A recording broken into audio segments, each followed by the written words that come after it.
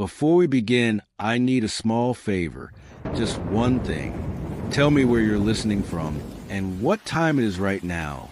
I ask not out of curiosity, but because, well, after everything I've experienced, I've come to believe that when and where you hear these kinds of stories might matter more than we realize.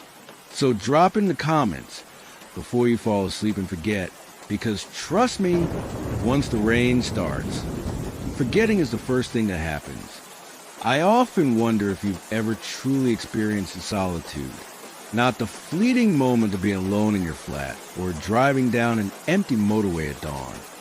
I mean proper, crushing isolation.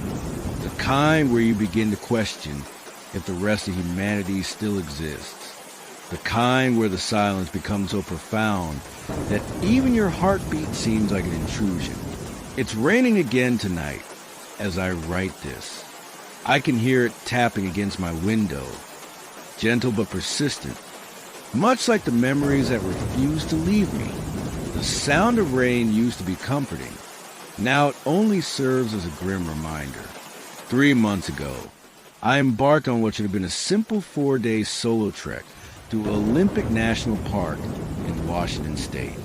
I'd been planning it for months, a proper break from my research position at Cambridge. Something to clear my head after finishing a particularly demanding project. I'd always been drawn to the ancient rainforests of the Pacific Northwest. There's something primeval about them, something that predates human existence. I remember the drive from Seattle, the gradual transition from urban sprawl to scattered towns, and finally to the imposing wilderness. The rain had started when I reached Port Angeles, a soft, misty drizzle that clung to everything. Perfect weather for the rainforest. The park ranger had said with a rehearsed smile as he handed me my backcountry permit. Just be mindful. The trails can get slippery and visibility drops considerably after dark. He glanced at my form, noting that I was hiking alone. First time in Olympic? When I nodded, he pushed a map across the counter. Stick to the marked trails, especially in the whole rainforest section. We had several reports of hikers going off-trail and, well, requiring assistance. The pause in his statement lingered between us, heavy with unspoken warnings. I've got proper equipment and extensive hiking experience, I'd assured him, which was mostly true. I'd done numerous treks in the Lake District and even a fortnight in the Scottish Highlands. This would simply be another adventure, albeit in less familiar territory. The ranger had given me one final, appraising look before stamping my permit. The forest gets awfully quiet at night. Some people find it unsettling. I recall chuckling at that. The prospect of silence was precisely what had drawn me to this remote corner of America, a respite from the constant hum of academic life, from the pressure of deadlines and colleagues and expectations. How naive I was. The first day passed without incident. I parked at the Hoh Rainforest Visitor Center, shouldered my rucksack, and set off along the trail. The forest was everything I'd imagined. Moss-draped trees stretching endlessly upward, ferns unfurling across the forest floor, and that incredible, saturated green that seemed to permeate everything. The persistent drizzle created a natural white noise, a soothing backdrop to my solitary trek. I made good time that day, covering nearly 12 miles before setting up camp at a designated site along the Hoh River.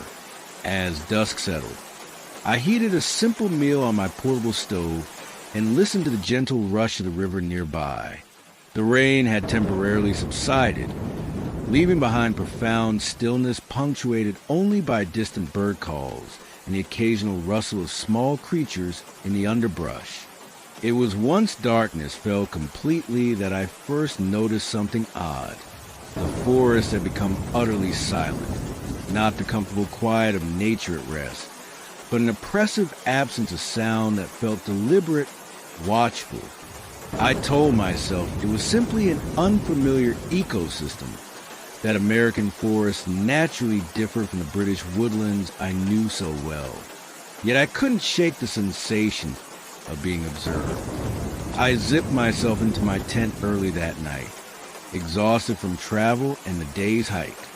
I fell asleep quickly despite my unease, lulled by the return of the gentle rain pattering against my tent fly. I awoke with a start several hours later. Something had pulled me from sleep, a sound just at the threshold of hearing. I lay perfectly still, straining to identify it. The rain had intensified, drumming steadily overhead, but beneath that rhythmic noise was something else, something that didn't belong. Whispering. It was so faint that I initially thought I'd imagined it. Snippets of words just beyond comprehension, like a radio tune between stations.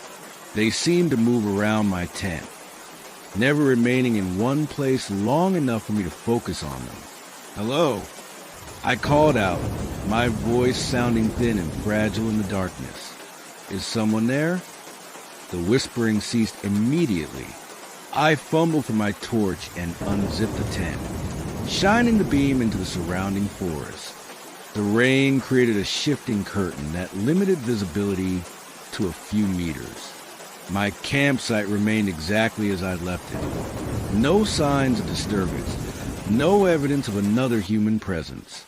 I told myself it had been a dream, or perhaps water droplets hitting leaves in an unusual pattern. I checked my watch, 3:17 a.m. Too early to break camp. Too late to easily fall back asleep. I zipped the tent closed and lay back down, listening intently. For several minutes, there was nothing but the rain. Then, just as my vigilance began to wane, the whispering returned. Closer now, more distinct, though still unintelligible. It seemed to emanate from directly beside my tent, as if someone or something had pressed their mouth against the thin fabric separating us. I froze, heart hammering in my chest, sweat beading on my forehead despite the cool air. The whispers continued, occasionally rising in what sounded like urgency before subsiding again. Though I couldn't discern actual words, there was an undeniable cadence to the sounds, a linguistic structure that suggested deliberate communication. My scientific mind raced through rational explanations. Wind through the trees creating unusual acoustics, small animals, even the possibility of other campers playing an ill-conceived prank. Yet none of these explanations aligned with what I was experiencing. The whispering continued for what felt like hours, but may have been mere minutes. Eventually, it receded, moving away from my tent and fading into the forest depths. I remained awake until the first hints of dawn filtered through the tent fabric, my torch clutched in a white-knuckle grip, ears straining for any return of the unsettling phenomenon. Morning brought no evidence of nighttime visitors. The forest seemed perfectly normal in the diffuse gray light of early day. Beautiful, ancient, indifferent to my presence. I considered packing up and returning to the visitor center, cutting my trip short. But the scientist in me, the rational, evidence-seeking academic, pushed back against such a hasty retreat. One unusual experience wasn't sufficient cause to abandon my carefully planned excursion. So I continued deeper into the park, following the trail as it wound through increasingly remote sections of the temperate rainforest. The rain persisted, sometimes as mere mist, other times intensifying into proper downpours that forced me to take shelter beneath the massive canopies of ancient Sitka spruces. It was during one such downpour, as I huddled beneath a particularly massive tree, that I spotted the first anomaly, the series of marks carved into the trunk. They weren't fresh. Moss had begun to reclaim the exposed wood, suggesting they'd been there for quite some time. The markings didn't resemble any trailblazers I'd seen before, nor did they match any recognized hiking symbols. Instead, they appeared almost runic, vertical lines intersected by shorter horizontal strokes, arranged in patterns that suggested language rather than random vandalism. I photographed them with my mobile, intending to ask a ranger about them upon my return. Perhaps they were the work of previous hikers, or even remnants of indigenous communication. Olympic National Park had been home to several Native American tribes for thousands of years. After all, as I continued my trek, I began noticing similar markings on other trees, always in the same strange runic style. They seemed to increase in frequency as I moved deeper into the forest, away from the more frequented paths. By late afternoon, when I selected my second campsite near a small tributary of the Hoh River, the markings were visible on nearly every large tree surrounding my chosen spot. I should have recognized them as warnings. Perhaps subconsciously I did that night.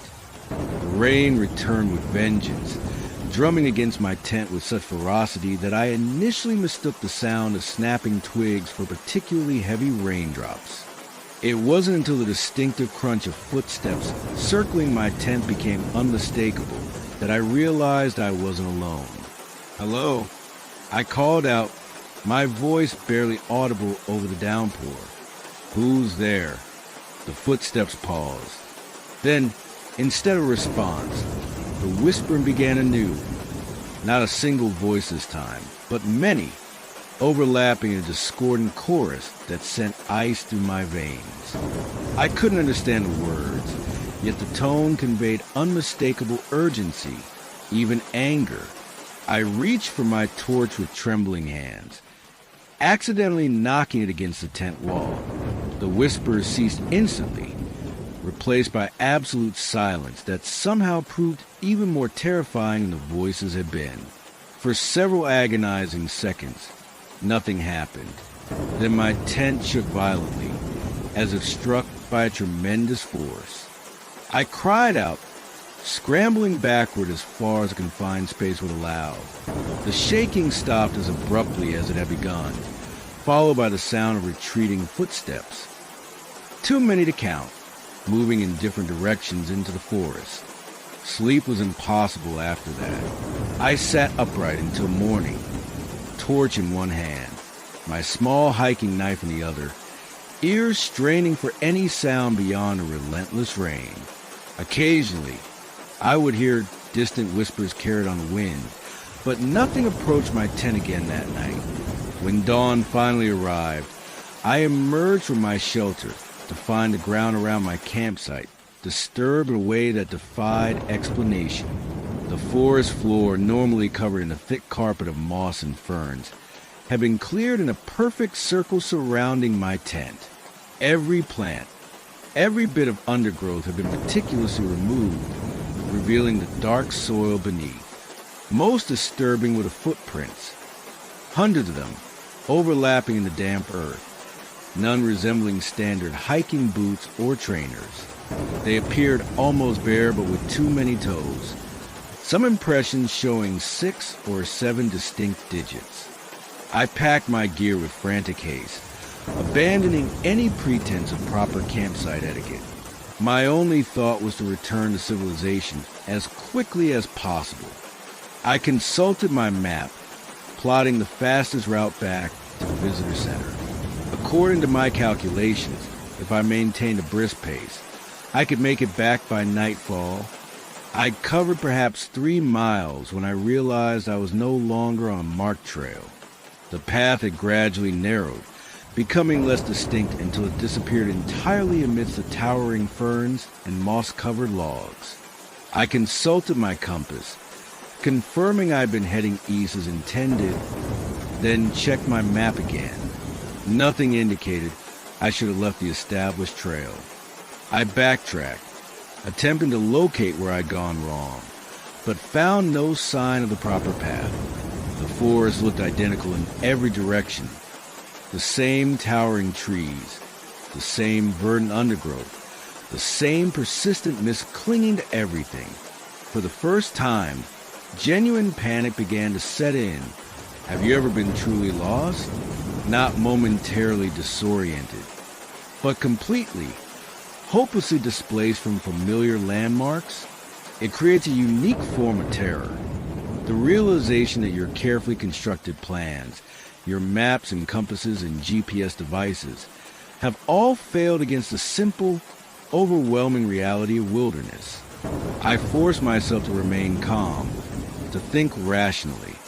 I found a relatively dry spot beneath a massive cedar and spread out my map again, attempting to triangulate my position using the limited landmarks visible through the dense canopy. The rain had increased once more, making the task nearly impossible as water droplets smeared the map surface despite my efforts to keep it dry. That's when I noticed them, the same runic markings I'd observed earlier, carved into the cedar's massive trunk. These were different, though, fresher. The exposed would still pale against the dark bark, and they were extensive, covering the entire visible surface of the trunk in intricate patterns that seemed almost a shift when viewed from different angles. As I stared at them, attempting to discern any recognizable pattern, a sound penetrated the rainfall, a long, low whistle that seemed to come from everywhere and nowhere simultaneously. It held for several seconds before fading, only to be answered by another whistle from the opposite direction, then another and another, until the forest resonated with overlapping calls that surrounded my position entirely. They were communicating. They were coordinating. I abandoned my attempt at navigation and simply ran, crashing through underbrush, slipping on moss-covered logs, my rucksack catching on branches as I fled blindly through the forest. The whistles followed, always maintaining the same distance, neither closing in nor falling behind. They were hurting me. I ran until my lungs burned and my legs threatened to buckle beneath me. When I could go no further, I collapsed against a fallen log, gasping for breath, my clothing soaked through from both rain and perspiration. The whistling had stopped, replaced once more by that eerie silence that seemed to press against my eardrums. As my breathing gradually steadied, I became aware of a new sound, water flowing nearby, more substantial than the small tributary I'd camped beside the previous night. Hope flared briefly. Water meant direction, potentially a way back to the whole river and the main trail that followed it. I moved cautiously toward the sound, eventually emerging on the bank of a sizable stream cutting through the forest. The water ran swift and clear, swollen by the persistent rainfall. I consulted my map again, attempting to identify which waterway this might be, but nothing aligned with my supposed location. That's when I spotted the structure on the opposite bank, a crude shelter constructed from interwoven branches and what appeared to be animal hides stretched taut over the framework. It was clearly not a standard backcountry camping setup, nor did it resemble any official park structure I'd seen documented. More disturbing were the objects hanging from the trees surrounding the shelter. Dozens of small bundles wrapped in leaves and secured with twisted plant fibers. They swayed gently in the breeze, occasionally catching what little light penetrated the canopy to reveal glimpses of their contents: feathers, small bones, teeth, and other unidentifiable items. I should have retreated immediately. Every instinct urged me to back away quietly and find another route, but academic curiosity temporarily overwhelmed my fear. I needed to understand what I was seeing, to catalog it properly for later reporting. I retrieved my mobile and began photographing the scene, using the zoom function to capture details of the hanging bundles and the structure itself. I was so focused on documenting the discovery that I failed to notice the figure emerging from the shelter until it stood fully in the open. Even now, months later, I struggle to describe what I saw. It was roughly humanoid in shape, standing perhaps 7 feet tall. The proportions were wrong. Limbs too long, torso too narrow, neck elongated beyond normal human anatomy. Its skin, visible where not covered by what appeared to be crudely fashioned clothing made from bark and hides, was a mottled gray-green that blended seamlessly with the forest palette. But it was a face that haunts me still. Not quite human, not quite animal, with features that seemed to shift and realign even as I stared. The eyes remained constant, large, dark, and possessing an intelligence that was undeniably sentient. Our gazes locked across the stream, and in that moment, I knew with absolute certainty that I was looking at something science had failed to document, something that existed in the liminal space between established taxonomy and folklore. The being tilted its head, studying me with obvious curiosity that mirrored my own.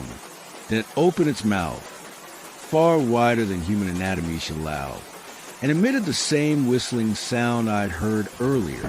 The response came immediately from the forest behind me. I ran again, abandoning any pretense of scientific documentation in favor of sheer survival.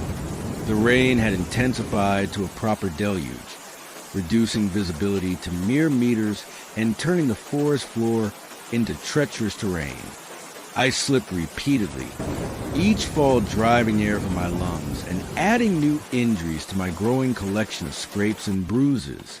The whistling followed, accompanied now by the unmistakable sound of pursuit. Branches snapping, undergrowth being pushed aside, occasional glimpses of movement in my peripheral vision. They were no longer content to merely observe or herd. They were actively hunting me. Have you ever felt that primal terror that reduces a person to their most basic instincts? The kind that strips away all pretense of civilization, all academic reasoning, all sophisticated thought processes? I became nothing more than a frightened animal. Running blindly from predators I couldn't hope to outpace or outthink. As dusk approached, transforming the forest from gloomy twilight to absolute darkness, I made a desperate decision. The stream I'd encountered earlier represented my best chance at navigation. Water flows downhill, eventually joining larger waterways. If I followed it, I might find my way back to the whole river and from there to trails leading out of the park. I located another flowing creek and began following it downstream, moving as quietly as my exhausted state would allow. The rain provided some cover for sounds of my passage, but I remained acutely aware that whatever pursued me was intimately familiar with this terrain, adapted to moving through it with an efficiency I couldn't match. Night fell completely, forcing me to use my torch despite the risk of revealing my position. Without it, I would certainly have injured myself fatally on the treacherous terrain.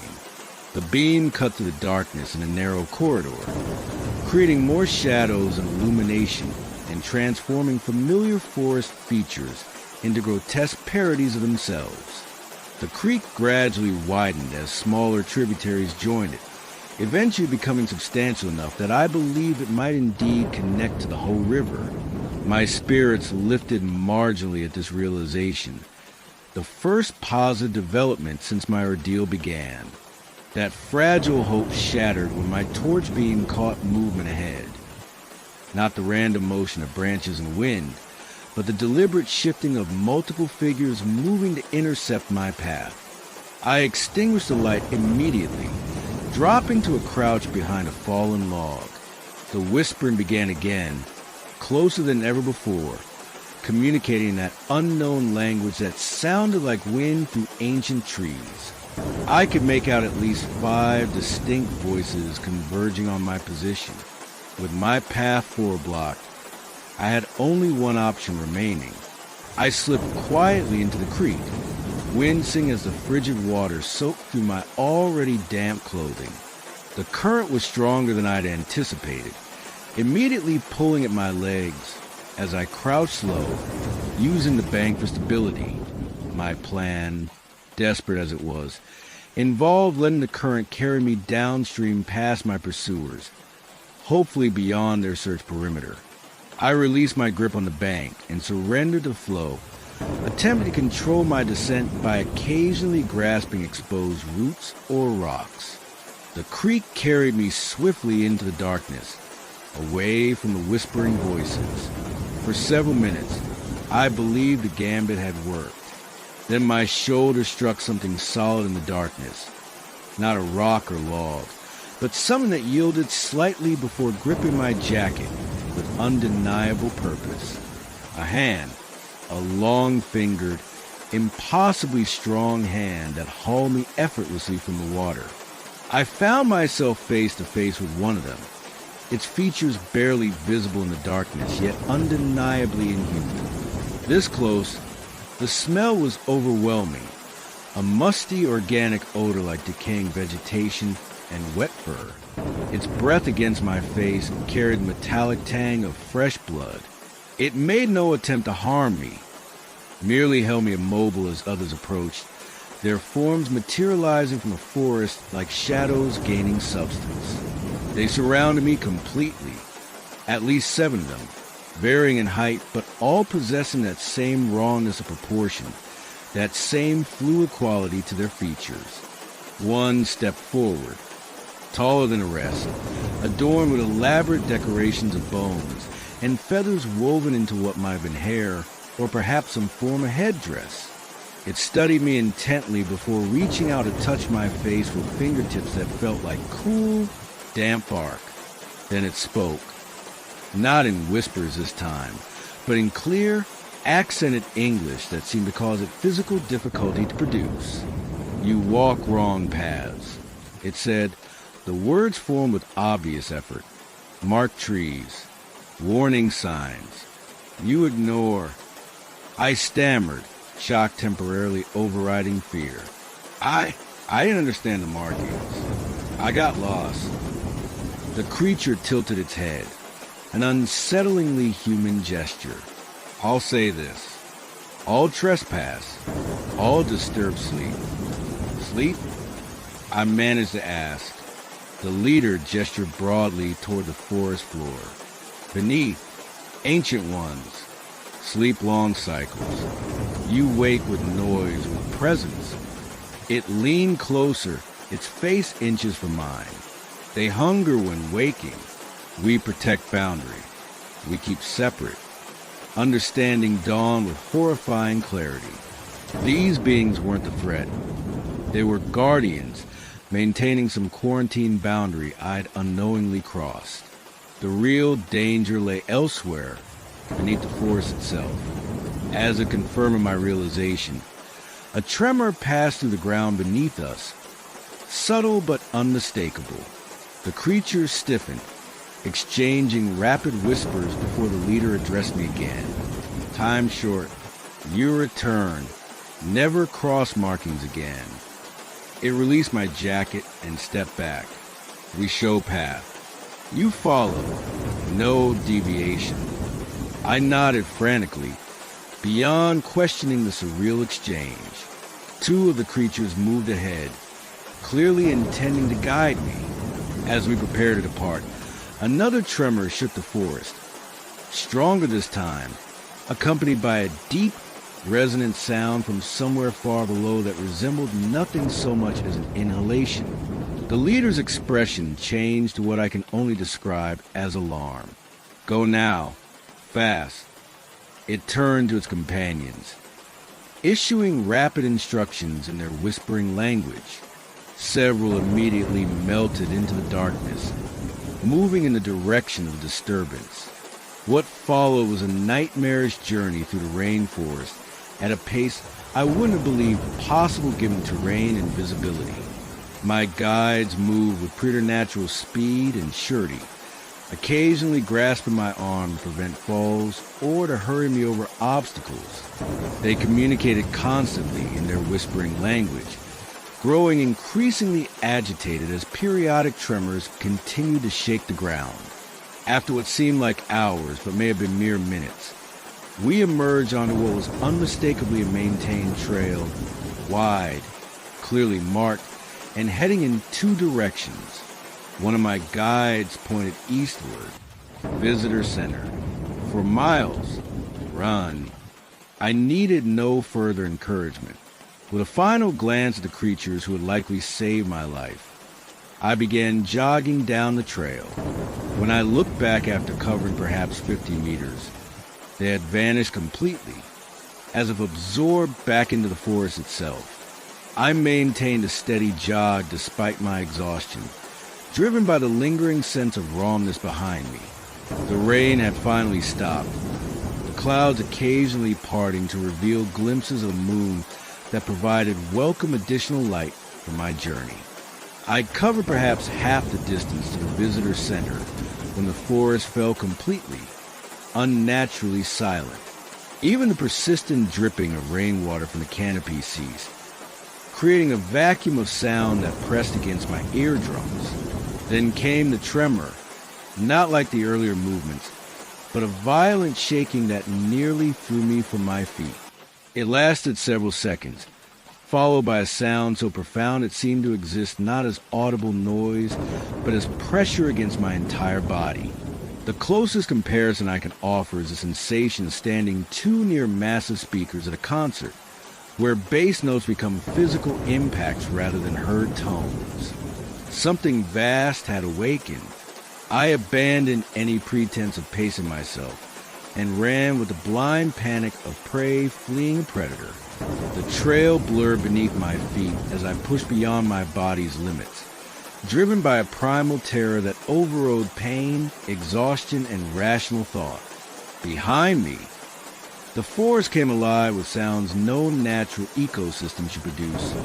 A massive impact that shook the ground, the splintering crack of ancient trees being uprooted, and above it all, a rhythmic pulsation that could only be described as breathing, magnified to impossible proportions. The visitor center appeared ahead, a solid, man-made structure that represented safety in my adrenaline-soaked mind. Its lights burned through the night, a beacon of civilization against the primeval chaos pursuing me. I burst through the doors, collapsing onto the floor as startled park rangers rushed to my aid. Through gasping breaths, I tried to communicate the danger, but my words emerged as incoherent fragments that earned me concerned looks rather than the immediate evacuation I sought to initiate. As they helped me to a chair, administering first aid for my numerous cuts and scrapes, the building shuddered, a brief, almost imperceptible tremor that I might have imagined had I not seen coffee rippling in a ranger's abandoned mug. The rangers exchanged glances. Another one muttered, "Third this month, getting stronger." Seismic activity. Another explained to me, noting my expression, "Nothing to worry about. This region experiences minor tremors fairly regularly." I wanted to believe them. I desperately wanted their explanation to be true, but I'd felt what lay beneath the forest floor. I'd heard its breathing, and most convincingly, I'd seen genuine fear in the eyes of creatures who made the Olympic wilderness their home. They arranged transportation back to Port Angeles that night, attributing my state to exhaustion and the trauma being lost in difficult conditions. I didn't argue. I couldn't bring myself to describe what I'd experienced, knowing how it would sound to rational minds. The park rangers took my contact information for follow-up reporting, but the call never came. When I checked my mobile the following day, I discovered every photograph I had taken during the trek had been corrupted, reduced to indecipherable smears of color and shadow. I returned to England a week later, cutting my American holidays short. I've tried to resume my normal academic routine, to immerse myself in the comforting rationality of data and peer-reviewed research. But my sleep remains fragmented, disturbed by dreams of whispering voices and trembling earth. The rain still triggers particular anxiety. Its gentle patter against windows, once soothing, now serves as a backdrop for phantom whispers just beyond comprehension. I find myself listening for patterns in its rhythm, for messages coded in the random impacts of droplets. I've researched Olympic National Park extensively since my return, searching scientific journals and historical accounts for any mention of experiences similar to mine. The official records mention nothing unusual beyond occasional missing hikers, a statistic common to any wilderness area. But in forums dedicated to park experiences, in comment sections of travel blogs, I found scattered accounts that echo fragments of my encounter. Whispers in the night, strange markings on trees, the feeling of being watched, followed, herded, and seismic activity, increasing in both frequency and intensity over recent years. I wonder sometimes if you've ever ventured into truly ancient forests, places where the human presence remains tenuous at best, tolerated rather than established, places where we are visitors rather than inhabitants. If you have, perhaps you felt it too, that sense of being assessed, evaluated against criteria we don't understand by intelligence we can't comprehend. The rain is growing heavier outside my window now. I should find it comforting, this reminder that I'm thousands of miles from Olympic National Park, safe in my Cambridge flat, surrounded by the comfortable trappings of civilization. Instead, I find myself listening for whispers beneath the rainfall, for subtle vibrations in the floorboards beneath my feet, because I understand now that some boundaries exist for a reason. Some warnings aren't meant to be ignored, and some ancient things should be allowed to sleep undisturbed. Can you hear it? That isn't just rain outside your window. Listen more closely. There's rhythm to it, purpose. It's trying to tell you something. They found me, and if you've heard this story, they know about you now, too.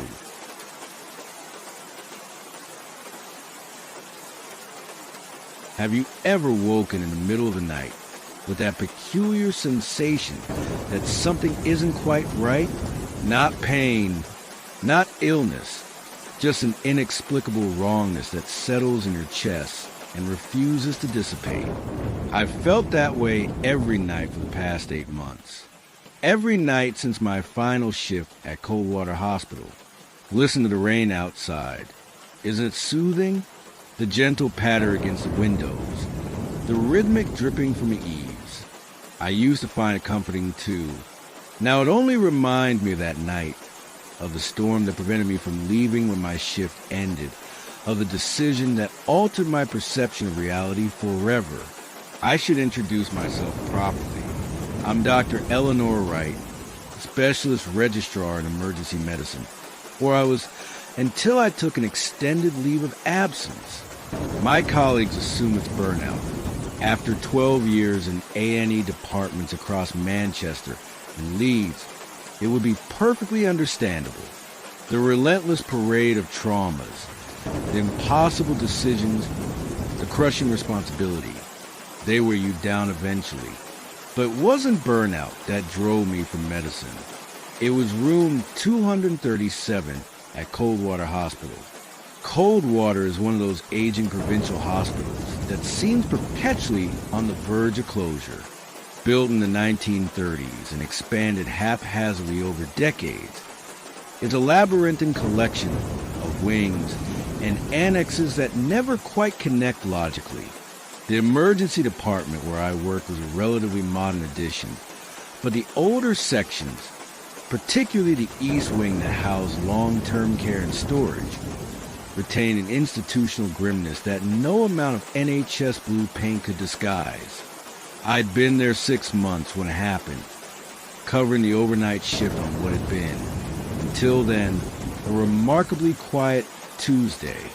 The rain had started around midnight, evolving quickly from scattered showers to the sort of biblical deluge that floods roads and downs power lines.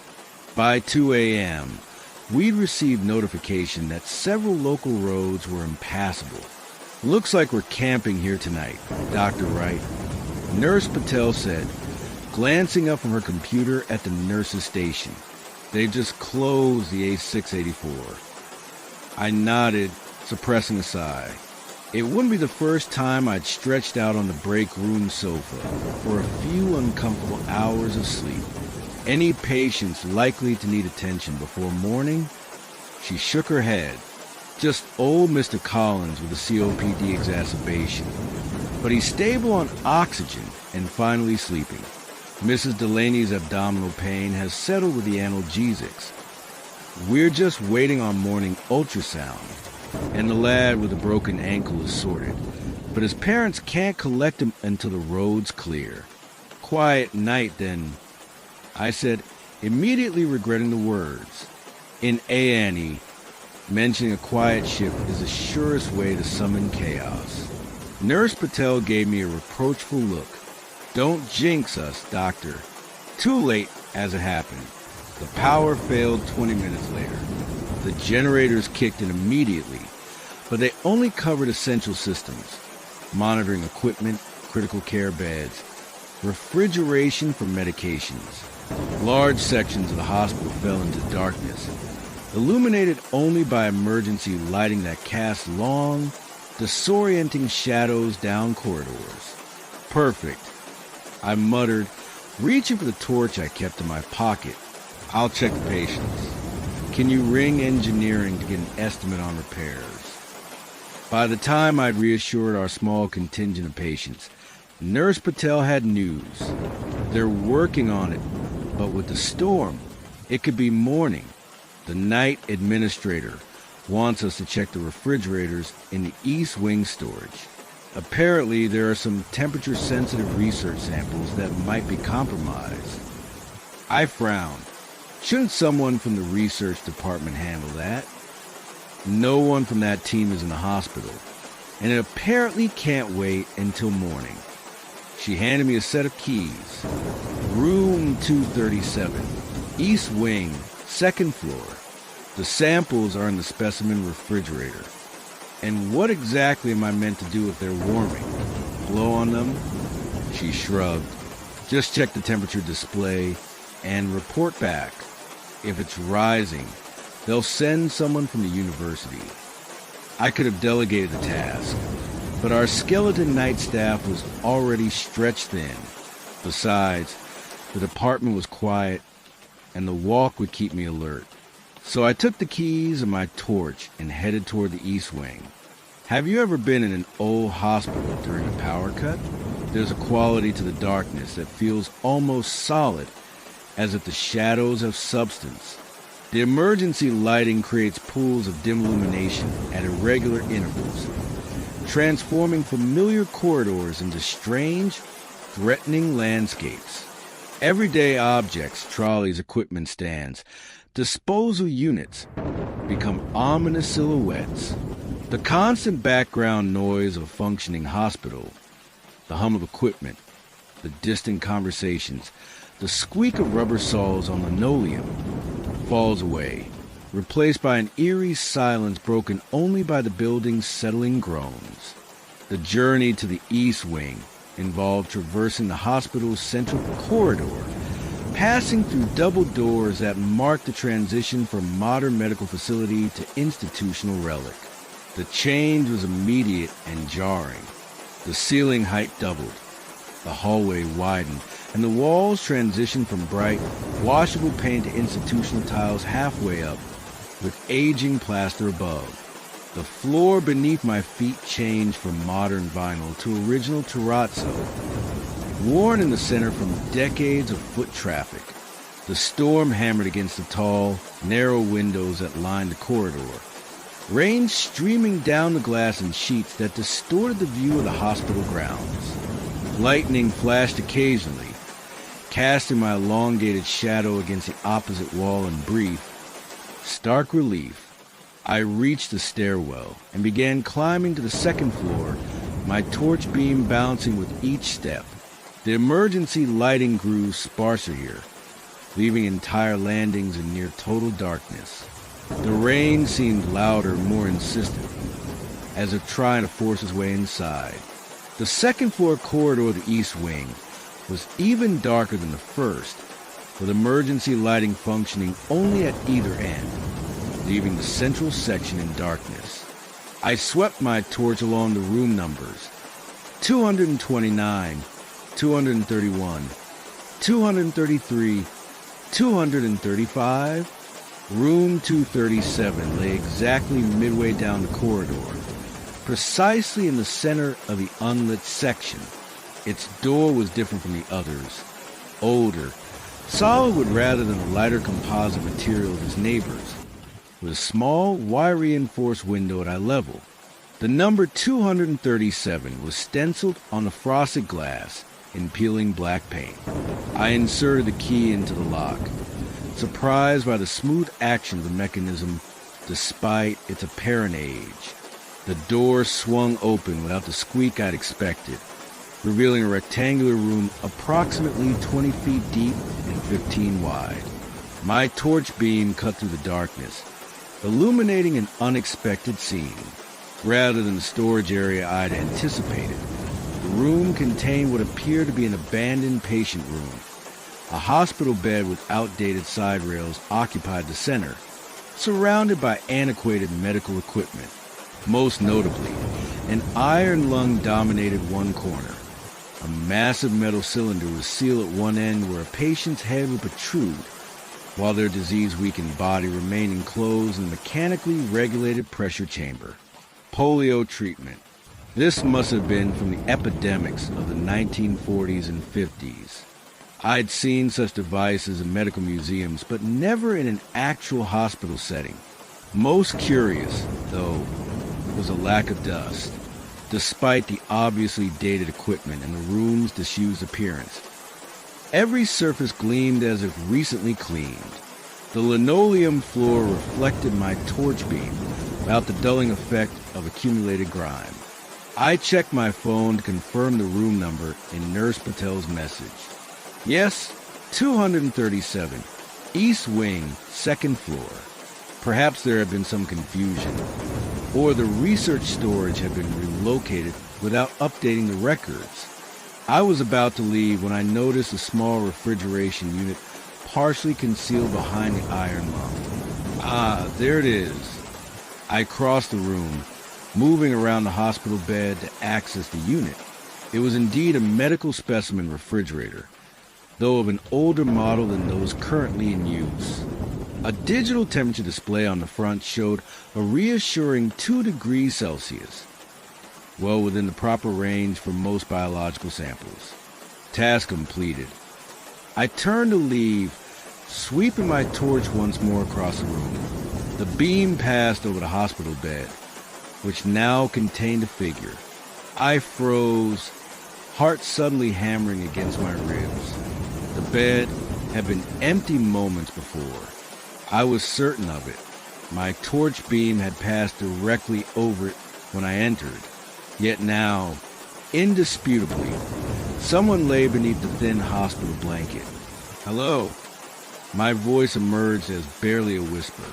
I'm Dr. Wright from A&E. Are you a patient? No response. The figure remained motionless, the blanket drawn up to just below where a face should be. I couldn't make out features in the darkness, just a suggestion of a human form beneath the covering. My medical training overrode my instinctive fear. If someone was in the bed, they required assessment. Perhaps a confused patient had wandered from another ward during the power cut and sought refuge in a bed. I approached cautiously, torch directed at the head of the bed. Can you hear me? Are you all right? As I drew nearer, the beam illuminated not a face, but the continuation of the blanket, drawn completely over where a head should be, a standard hospital blanket, pulled taut over a form that appeared human in shape, but lacked any visible features.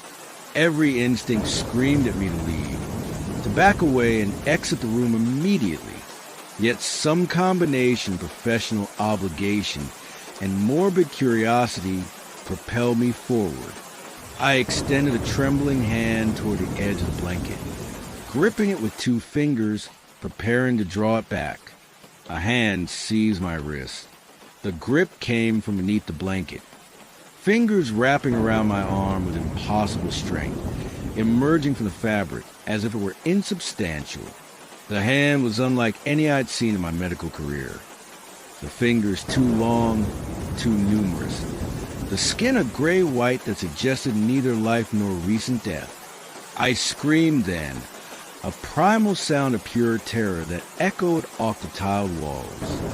I yanked my arm back with all my strength, but the grip only tightened.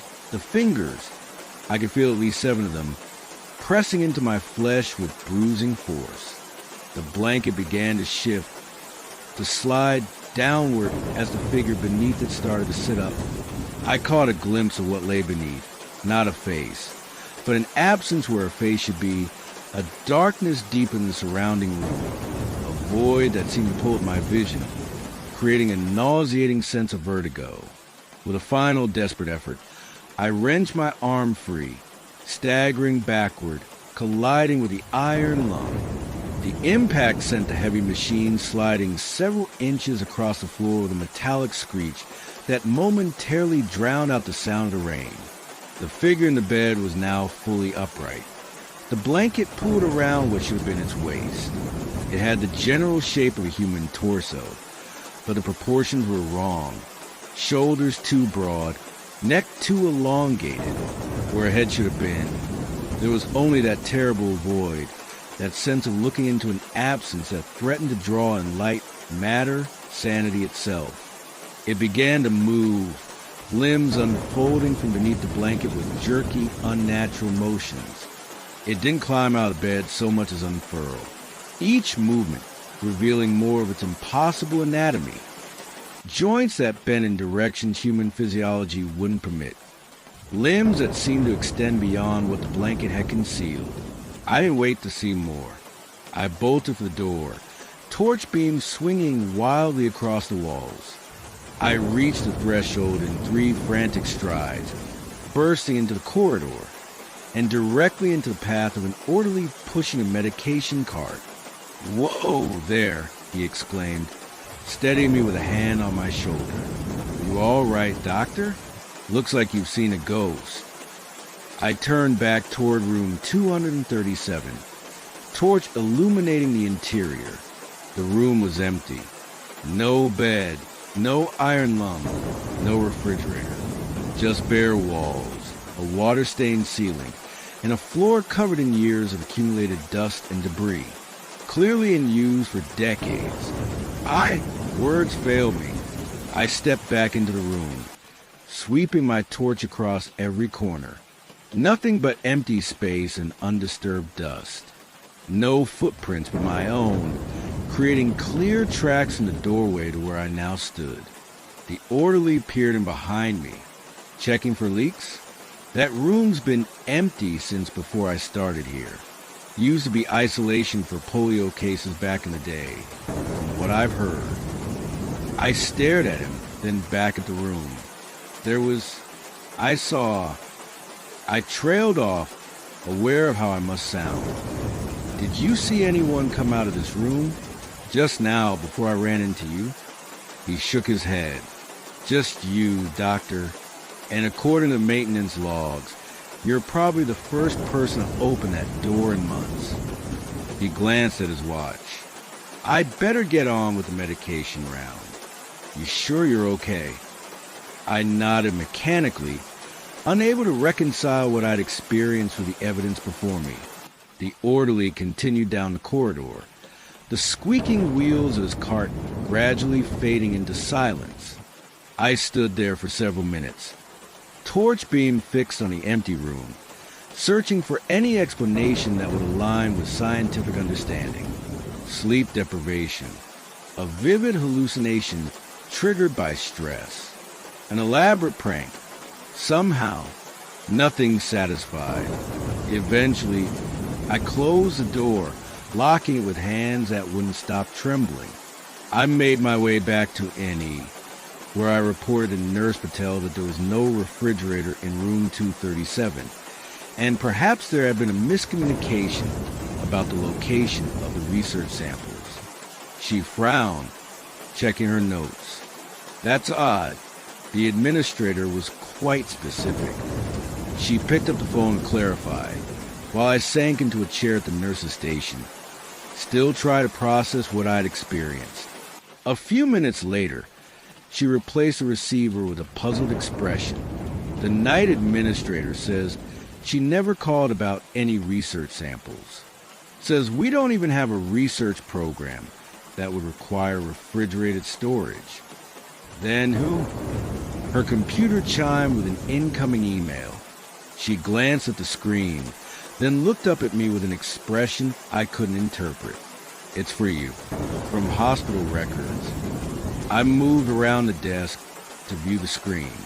The email contained a single image, a scanned page from what appeared to be an old patient register. It showed a list of names, admission dates, and room assignments from October 1952. One entry was highlighted. Patient number 4731, admitted October 14, 1952, room 237, East Wing diagnosis. Acute poliomyelitis with respiratory involvement treatment. Negative pressure ventilation, iron lung. Outcome: deceased October 23, 1952, 217 notes. Patient experienced severe psychological disturbance before death. Reported something without a face, visiting during night hours. Attributed to hypoxic hallucinations. The current time displayed in the corner of Nurse Patel's computer screen, 2:17. Power was restored an hour later. The storm gradually subsided, roads reopened, and the hospital returned to its normal rhythm. I completed my shift in a fog of confusion and dread, unable to focus on anything but the experience in room 237 and the impossible email that followed it. I checked the hospital record system repeatedly throughout the morning, searching for any trace of the email. It had vanished completely, with no record in the system logs. When I contacted the records department, they informed me that patient registers from the 1950s had been lost in the storage fire decades ago. I took sick leave the following day. It extended into a week, then a month, and eventually the indefinite absence from which I've yet to return.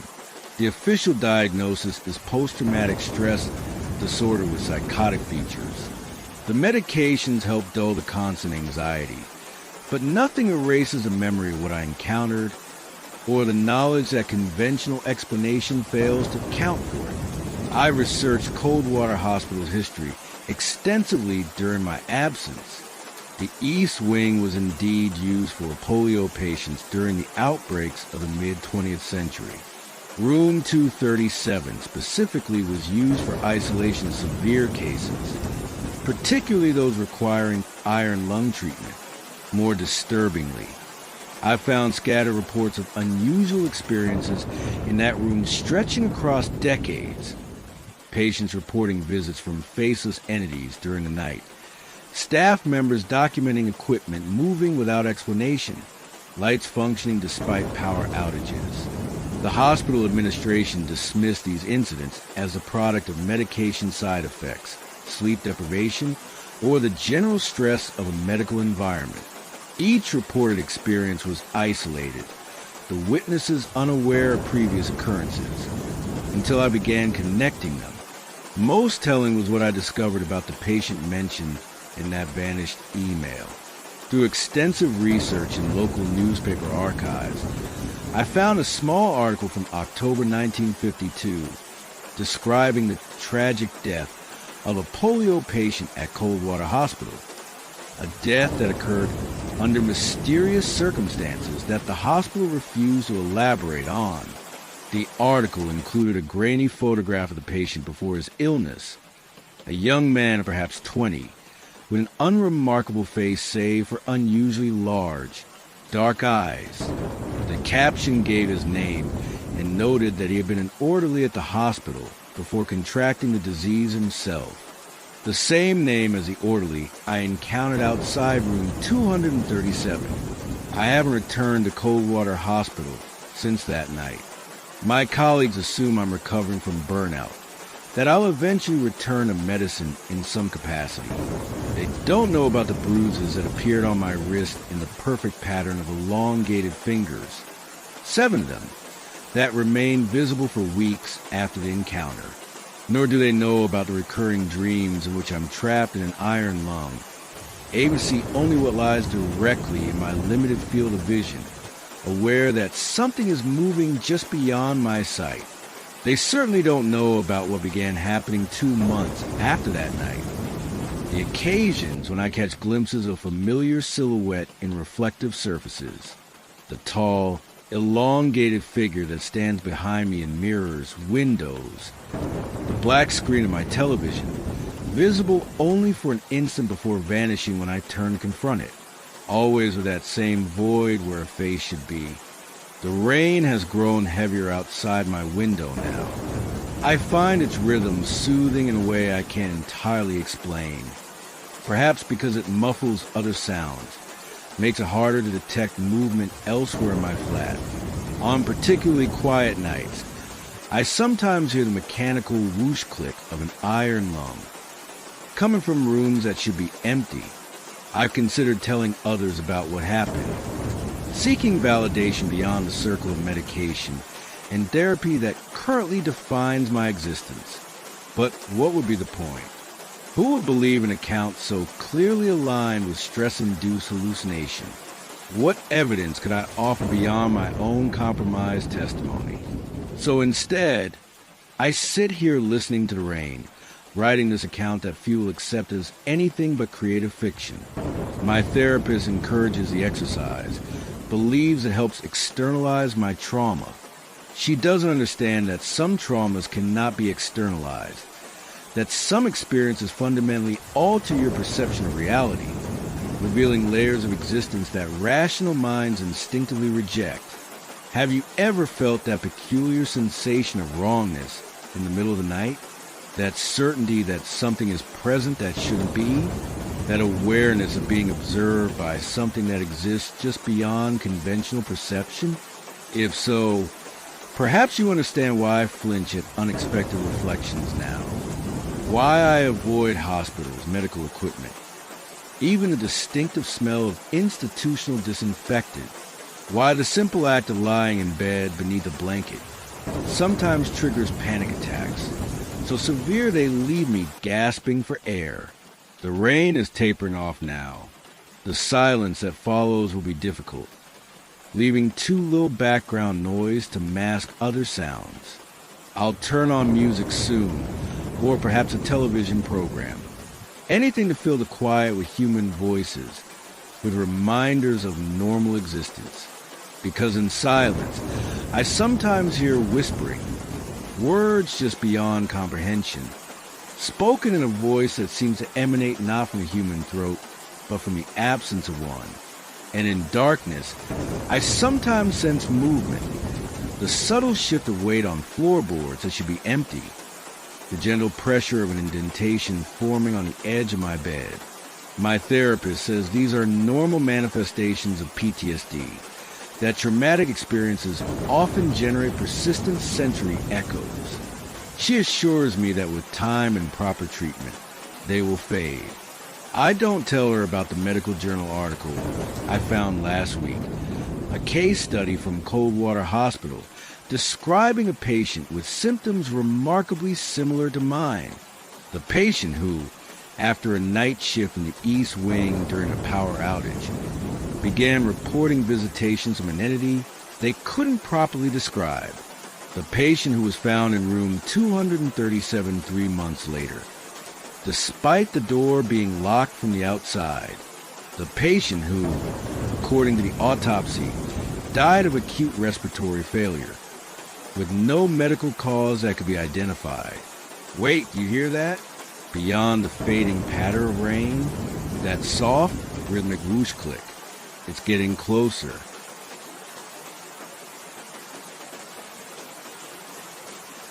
Listen to the rain drumming against the roof. It's comforting, isn't it? That steady, rhythmic patter that drowns out all other sounds. I used to think so too, Now it only reminds me of that night on the M6, when rain fell so heavily that the world beyond my windscreen ceased to exist. The night I picked up a hitchhiker who shouldn't have been there. I wasn't supposed to be driving that late. My conference in Manchester had finished on schedule, but the client dinner afterward had stretched well beyond its intended conclusion. By the time I made my excuses and left the restaurant, it was nearly midnight, with a 3-hour drive back to London still ahead of me. My wife had already texted to say she was going to bed, that I should consider booking a hotel room rather than attempting the journey. I should have listened to her, but I was eager to sleep in my own bed, to maintain some sense of normality, despite the disruption of business travel. So I collected my car from the hotel car park and joined the motorway, settling in for the long drive south. The rain began about 20 minutes outside Manchester. Light at first, barely registering on my consciousness as I navigated a familiar route. But as I passed Stoke-on-Trent, the scattered drops transformed into sheets of water that overwhelmed my wipers even at their highest setting. The motorway, normally alive with traffic regardless of the hour, had emptied as sensible drivers sought refuge at service stations or hotels. I considered following their example. The Stafford services weren't far ahead. I could get few hours sleep and complete the journey in daylight with better visibility. But a peculiar stubbornness had taken hold. The irrational determination to complete what I'd started, to conquer the adverse conditions through sheer force of will.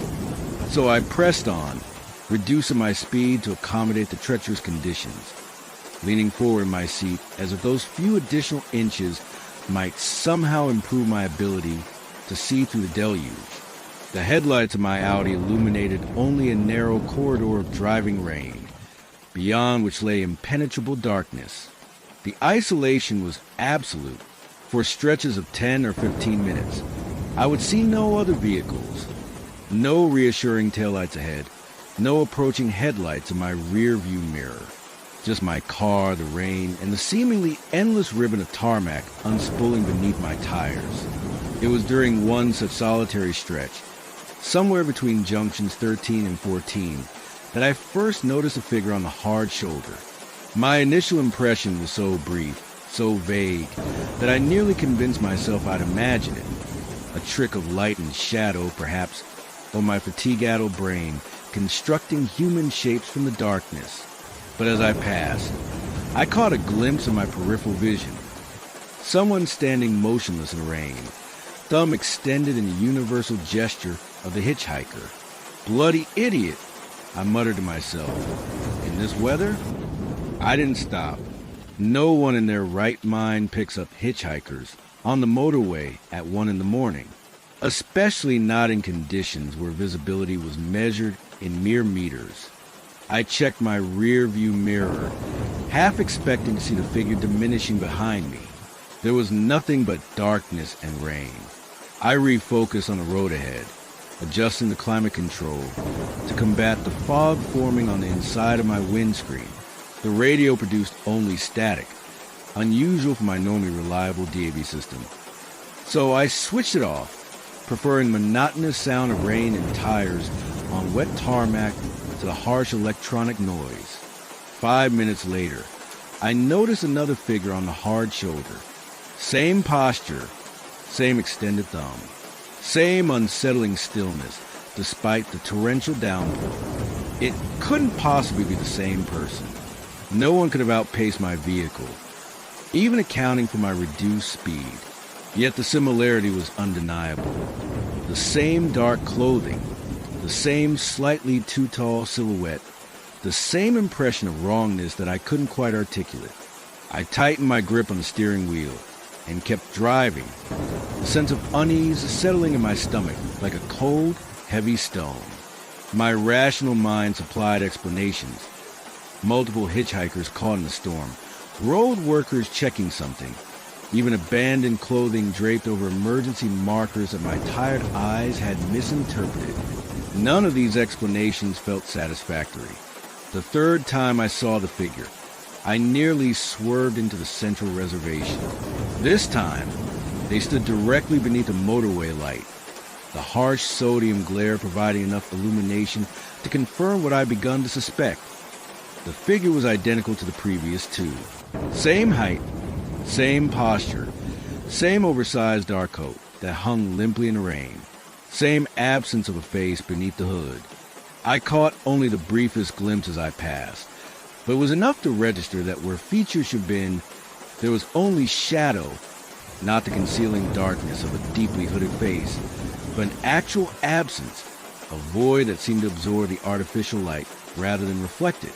My heart rate doubled instantly.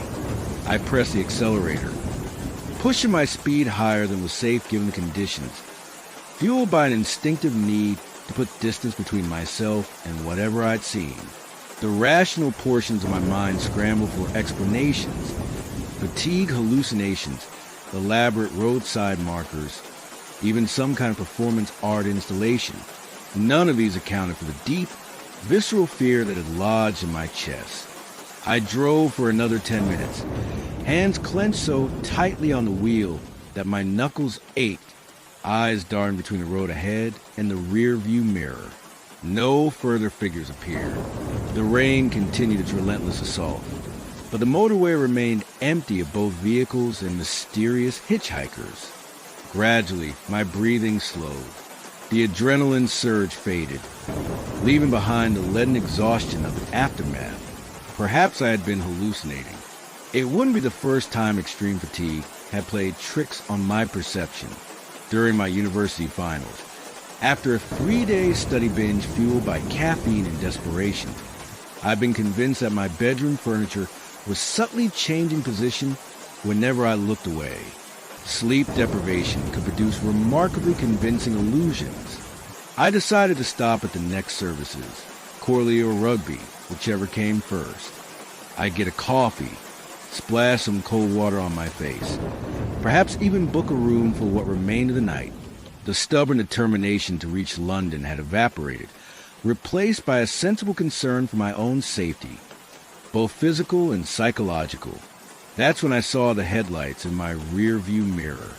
They appeared suddenly, as if blinking into existence rather than approaching from a distance. 2 white lights, too widely spaced for a normal car, moving at a speed that suggested they would overtake me within seconds despite my own not inconsiderable velocity. But they didn't overtake. Instead, they maintained precise distance behind me, close enough to fill my rear-view mirror with their glare, but never advancing to my bumper. I squinted against the light, trying to make out the vehicle's details, but could discern nothing beyond those 2 brilliant points of light. I accelerated, pushing my speed to nearly 90 miles per hour despite the dangerous conditions. The headlights matched my pace exactly, maintaining that same unnerving distance. I slowed to 50 miles per hour. The headlights slowed in perfect synchronization. A cold sweat broke out across my forehead. This wasn't normal driving behavior. No human driver could maintain such precise spacing to the varying speeds. Not in these conditions. I considered calling the police, but what would I say? That I was being followed by a vehicle maintaining a consistent distance? That I was uncomfortable with someone driving behind me on a public motorway? I reached for my mobile anyway, more for the reassurance of connection than any realistic expectation of assistance. The screen showed no signal, unusual for a major transportation corridor, but not impossible given the storm. The next exit was still miles away.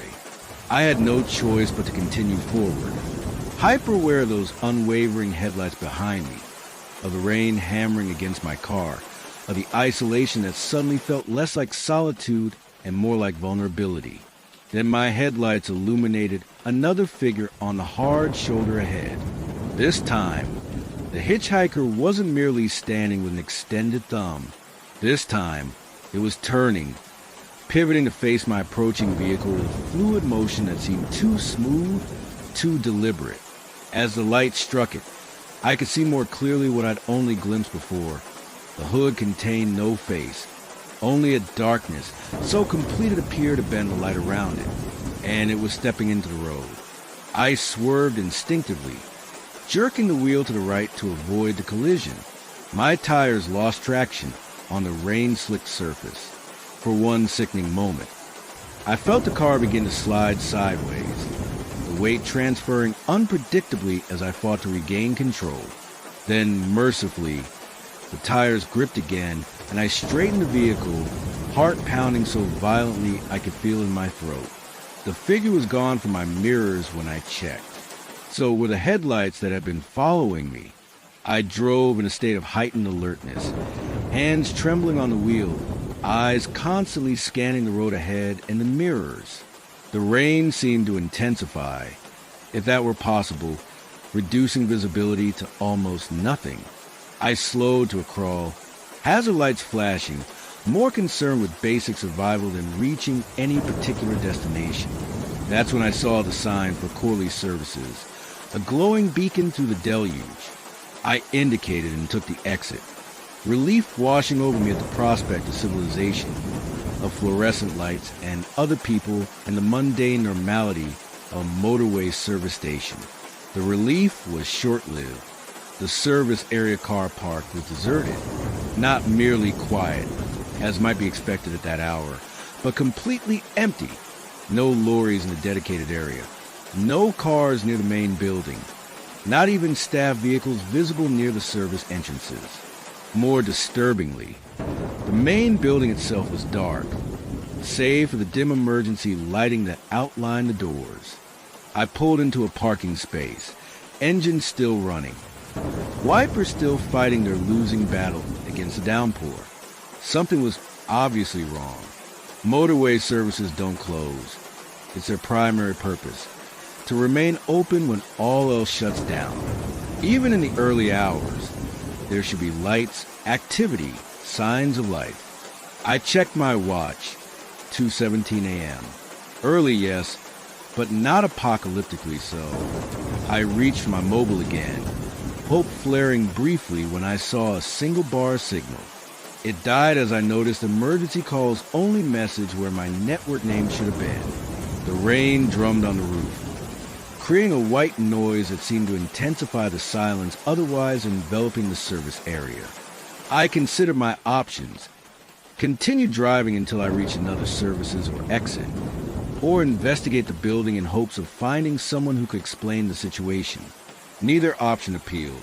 The former meant returning to motorway where those figures waited. The latter meant leaving the relative safety of my vehicle to enter what was quite obviously an abnormal situation. A flash of movement in my peripheral vision made the decision for me. Something had shifted in the darkness near the main entrance, a deeper shadow detaching from the general gloom, moving with purpose toward the car park. Toward me. I put the car in reverse, beginning to back out of space, then froze as my rear-view mirror filled with the image of another figure directly behind my vehicle.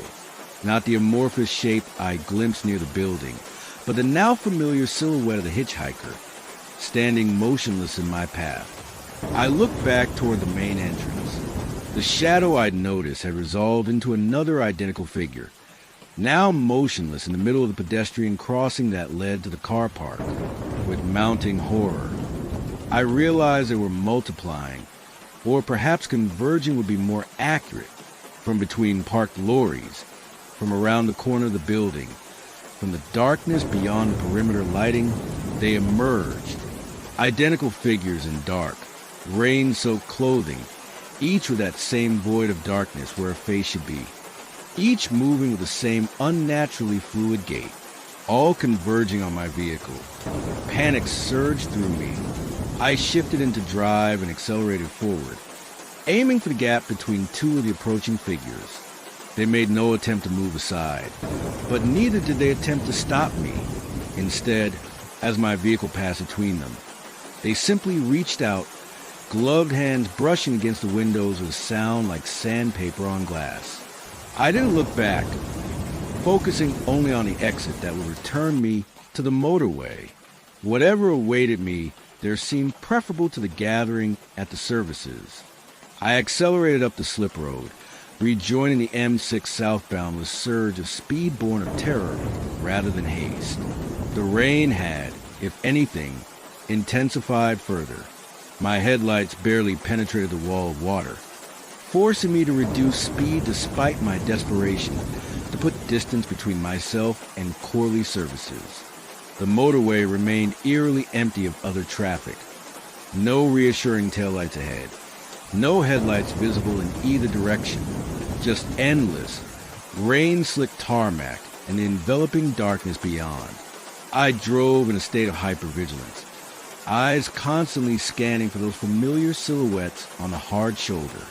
For nearly 20 minutes, I saw nothing but rain and road. My breathing began to steady, my white-knuckle grip on the wheel relaxing incrementally as each empty mile passed beneath my tires. Then the headlights reappeared in my rear-view mirror. They materialized without warning, already at that same unsettling distance, close enough to fill my mirror with harsh light, but never advancing further. I swallowed hard, forcing down the bitter taste of fear that had risen in my throat. This wasn't happening. Couldn't be happening. There had to be a rational explanation, something my exhausted mind was failing to grasp. The next exit, I promised myself. I'd take the next exit, find a town, a hotel, somewhere with people and light and normality. I'd sort this out in daylight. With a clear head and rested eyes, the motorway signs indicated the next junction was 8 miles ahead. 8 miles of empty road, pounding rain, and those unwavering headlights behind me. I could manage that. Had to manage that.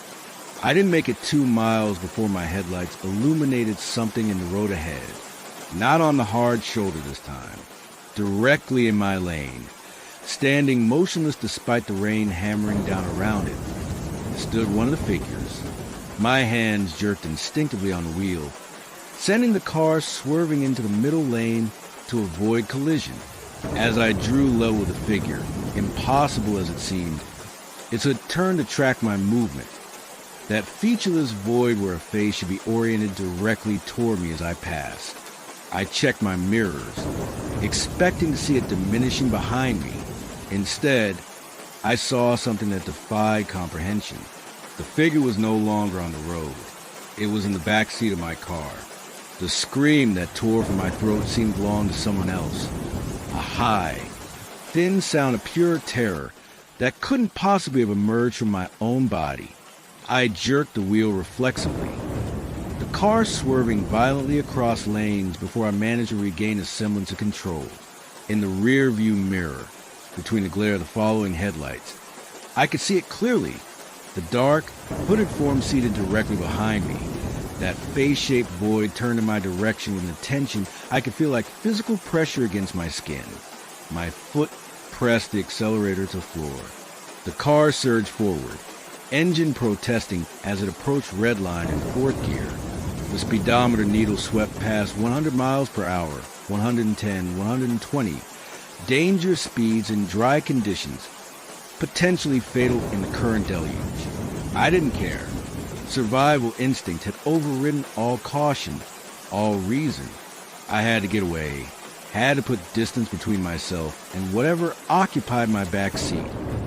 Even knowing the futility of such an attempt, the figure remained motionless as the car hurtled down the motorway. That faceless yet still oriented toward me with unwavering attention. No breath misted in the cold air of the car's interior. No shift of weight accompanied the violent movements of the vehicle. It simply existed, a presence that defied the physical laws that govern the world around it.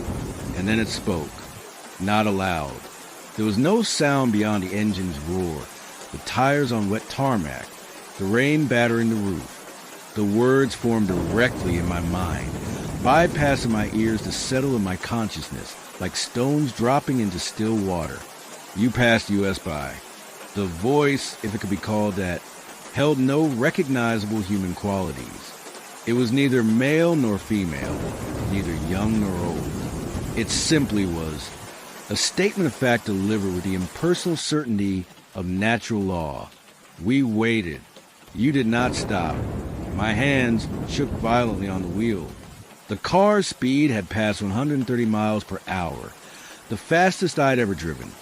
The vehicle beginning to hydroplane intermittently as the tires lost contact with flooded road surface. Were you? I managed a gasp, the words emerging as barely more than a whisper. We are the overlooked, the passed-by, the forgotten at roadsides. Another figure had appeared in the passenger seat beside me, identical to the first, materializing between one blink and the next. Its hooded vacancy turned toward me in perfect synchronization with its companion. All who pass US must themselves be passed. The headlights behind me suddenly surged forward, the vehicle they belonged to, if vehicle it was, accelerating to draw alongside through the rain-streaked passenger window. I could see nothing of the neighboring car beyond those brilliant white lights that now illuminated my vehicle from the side. More figures were appearing now. Two in the footwells, another crouched on the back parcel shelf, all identical, all oriented toward me with that same terrible attention. The car felt suddenly crowded, the air growing thick and cold despite the heater's output. Your journey ends. Ours continues. The vehicle beside me swerved suddenly, striking my car with enough force to send it into an uncontrollable spin. Physics took over. 3 tons of metal rotating on a rain-slicked surface at over 100 miles per hour, momentum carrying it toward the central reservation with unstoppable force. The impact, when it came, seemed almost gentle compared to the chaos that preceded it. Metal crumpled, glass shattered, airbags deployed in an explosion of white that momentarily obscured everything else. The car rolled, tumbling like a child's toy across the carriageway before coming to rest on its roof in the central reservation. Silence followed. The engine had died. The rain suddenly distant as if falling in another world entirely. I hung upside down, suspended by my seatbelt, consciousness fading at the edges. Something warm trickled from my hairline into my eyes. Blood, most likely, though in the darkness it appeared black. The figures were gone from inside the car. Through the shattered windscreen, I could see them assembled on the motorway. 6, 7, 8 of them, standing in a loose semicircle around the wreckage. Behind them, parked on the hard shoulder, sat what I now recognize as an old ambulance, its headlights providing the harsh illumination that had followed me for so many miles. An ambulance with markings I didn't recognize, from a service that bore no NHS insignia or familiar livery. As my vision began to dim, I watched when the figures approached the ruined vehicle. It crouched beside the shattered driver's window, that void where a face should be now level with my own suspended head. A gloved hand reached through the broken glass, long fingers gently brushing my cheek in what felt almost like compassion. Now you will wait at roadsides, too. I lost consciousness then, surrendering to the darkness that had been threatening since the impact. When I awoke, it was to the familiar sounds of a hospital, the beep of monitors, the squeak of rubber-soled shoes on linoleum, the distant conversations of staff going about their duties. A nurse noticed my return to consciousness and summoned a doctor. They explained that I'd been found in my overturned car on the M6, the apparent victim of a single-vehicle accident, likely caused by aquaplaning in the terrible conditions. A passing lorry driver had spotted the wreckage and called emergency services. There had been no ambulance at the scene when the official responders arrived. No sign of anyone else on that stretch of motorway. Just my ruined car, with me unconscious inside it. The police came later to take a statement. I told them a simplified version of events, that I'd lost control in the heavy rain, that I remembered little of the accident itself. They nodded sympathetically, having seen too many similar incidents caused by drivers pushing beyond safe limits in adverse conditions. I didn't mention the hitchhikers, nor the strange ambulance, nor the message that still echoed in my mind during quiet moments. They released me from hospital 3 days later with instructions to rest and recover from my concussion and various minor injuries. My wife drove me home, concern etched into every line of her face, repeatedly telling me how lucky I was to have survived. I didn't feel lucky. I felt marked. That was 4 months ago. Since then, I've avoided driving whenever possible, particularly at night or in rain. When questioned, I cite the accident as the cause, a perfectly reasonable trauma response that requires no further explanation. The truth is more complicated, because I've seen them since then. Those hooded figures with their void-like faces, not on motorways or at service stations, but in the ordinary landscapes of daily life, glimpsed through train windows as we pass forgotten rural stations, standing at bus stops on empty suburban streets as dusk falls, silhouetted against streetlights on rainy evenings, always watching, always waiting, always pass by. Worse still are the dreams, vivid, recurring nightmares in which I stand on endless motorway hard shoulders in pouring rain, thumb extended, hoping desperately for someone to stop. In these dreams, I can feel myself changing, my features gradually receding, my identity dissolving into that same void that had confronted me from beneath those hoods. I've researched obsessively since the accident. The stretch of M6 where I crashed has a history of similar incidents. Single vehicle accidents occurring in poor weather conditions, often late at night, with drivers who survived frequently reporting unusual experiences preceding the crash. Sightings of hitchhikers who shouldn't logically be there. Mysterious vehicles appearing and disappearing. The sensation of being followed or watched. Local folklore speaks of the roadside people. Entities that supposedly collect those who ignore others in need, particularly during storms. Old stories warn against passing hitchhikers in bad weather, claiming that those who refuse aid 3 times will themselves become stranded with no hope of assistance. Rational explanations exist, of course. Fatigue hallucinations brought on by long-distance night driving.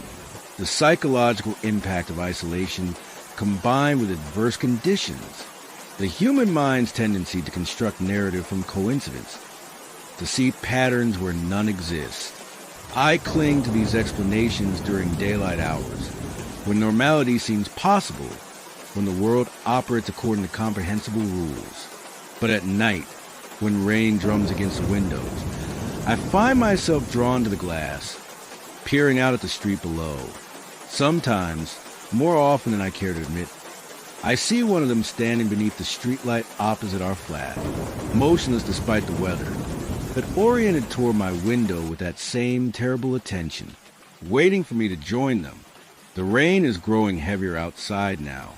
I can hear it intensifying, drumming against the roof and windows in a rhythm that seems almost deliberate, almost like communication. My wife is working late tonight. She texted earlier to say she was leaving the office, that she'd be home within the hour. That was 3 hours ago. Her phone goes straight to voicemail when I call. Outside, beneath the streetlight, a figure has appeared. It wasn't there when I last looked 10 minutes ago. It stands perfectly still despite the deluge. Water streaming from its dark clothing. That featureless hood turned upward toward my window. Beside it, barely visible at the edge of the streetlight's illumination, are the distinctive headlights of an old ambulance. Do you hear how the rain has changed its rhythm? Listen carefully. Beneath the general patterns of pattern, a repetition that almost resembles words. Can you make them out? They're calling me to join them at the roadside, to wait with them for travelers who won't stop, who avert their eyes and accelerate past. And soon, very soon, I think I might answer.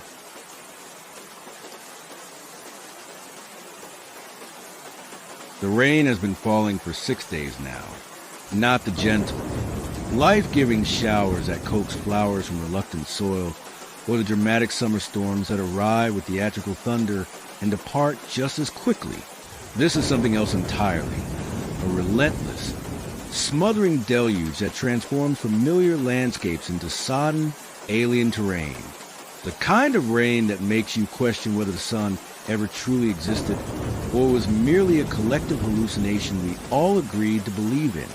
From my cottage window, I can barely make out the boundary where my garden ends and the moorland begins. The stone wall that has stood for over a century is now partially submerged, the rising groundwater turning the lower fields into shallow lakes that reflect the leaden sky. The narrow lane leading to the village has become a rushing stream, carrying twigs and debris past my gate in its hurried journey downhill. I should explain how I came to be here, alone in a remote Yorkshire cottage during the worst flooding in living memory. My name is Emily Harlow. I'm a novelist, though perhaps not one you've heard of. My books sell modestly well within their niche, psychological suspense with a literary bent, but I've yet to trouble the bestseller lists. 6 months ago, following a particularly bruising breakup and the lukewarm reception of my third novel, I made the impulsive decision to rent this isolated cottage for a year. Total immersion, I told my skeptical agent. No distractions, no Wi-Fi, no excuses. Just me and the next book. She'd sighed, accustomed to my dramatic pronouncements. Just don't go full Jack Torrance on me, Emily. I'd laugh at the reference. The Overlook Hotel and my modest 2-bedroom cottage hardly invited comparison. Besides, I'd always found isolation energizing rather than maddening. The absence of other voices allowed my own to emerge more clearly on the page. At least, that had been the theory. For the first 4 months, the strategy worked beautifully. I settled into a productive routine, writing from dawn until early afternoon, then walking the moorland paths until dusk, return to edit by lamplight before retiring early. The locals in the village 3 miles away gradually accepted my presence, nodding hello when I collected my weekly groceries or stopped for a half pint at the pub. I wasn't precisely welcome. Outsiders never truly are in communities this insular, but I was tolerated, which was enough. The novel progressed steadily. My agent was pleased with the chapters one posted to her every fortnight. "Your best work yet," she wrote in her most recent email. "There's a clarity to the prose I haven't seen before. Whatever you're doing up there on that moor, keep doing it." Then the rain began. It started innocuously enough. A typical autumn drizzle that darkened the stone of my cottage and softened the edges of the landscape. I welcomed it initially, enjoying the backdrop of gentle percussion as I wrote. But it didn't stop. Day after day, the rain continued, growing heavier, more insistent, until the soft patter became a constant roar against the roof slates. By the third day, I began to worry about practical matters. Access to the village, the stability of the ancient electrical grid, the possibility of the stream at the bottom of the garden overflowing its banks. I tried phoning the landlord, a taciturn farmer named Gareth who lived on the other side of the valley, but the line was dead. Mobile service, patchy at the best of times, had disappeared completely. I considered driving to the village, but the lane had already become treacherous, a flowing watercourse rather than a road. My small hatchback would likely be swept away if I attempted the journey. Better to wait out, I decided. I had ample food, a wood-burning stove that didn't require electricity, and enough candles and matches to last a month. On the 4th day, the power failed. I was prepared for this eventuality. I lit the candles, stoked the fire, and continued writing by hand in a leather-bound notebook. A return to my early methods that felt oddly appropriate given the circumstances. The enforced digital detox even proved something of a blessing. Without the distraction of the internet or television, I found my concentration sharpening, the words flowing more freely. Yet as darkness fell on that 4th night, I became aware of a subtle shift in the atmosphere.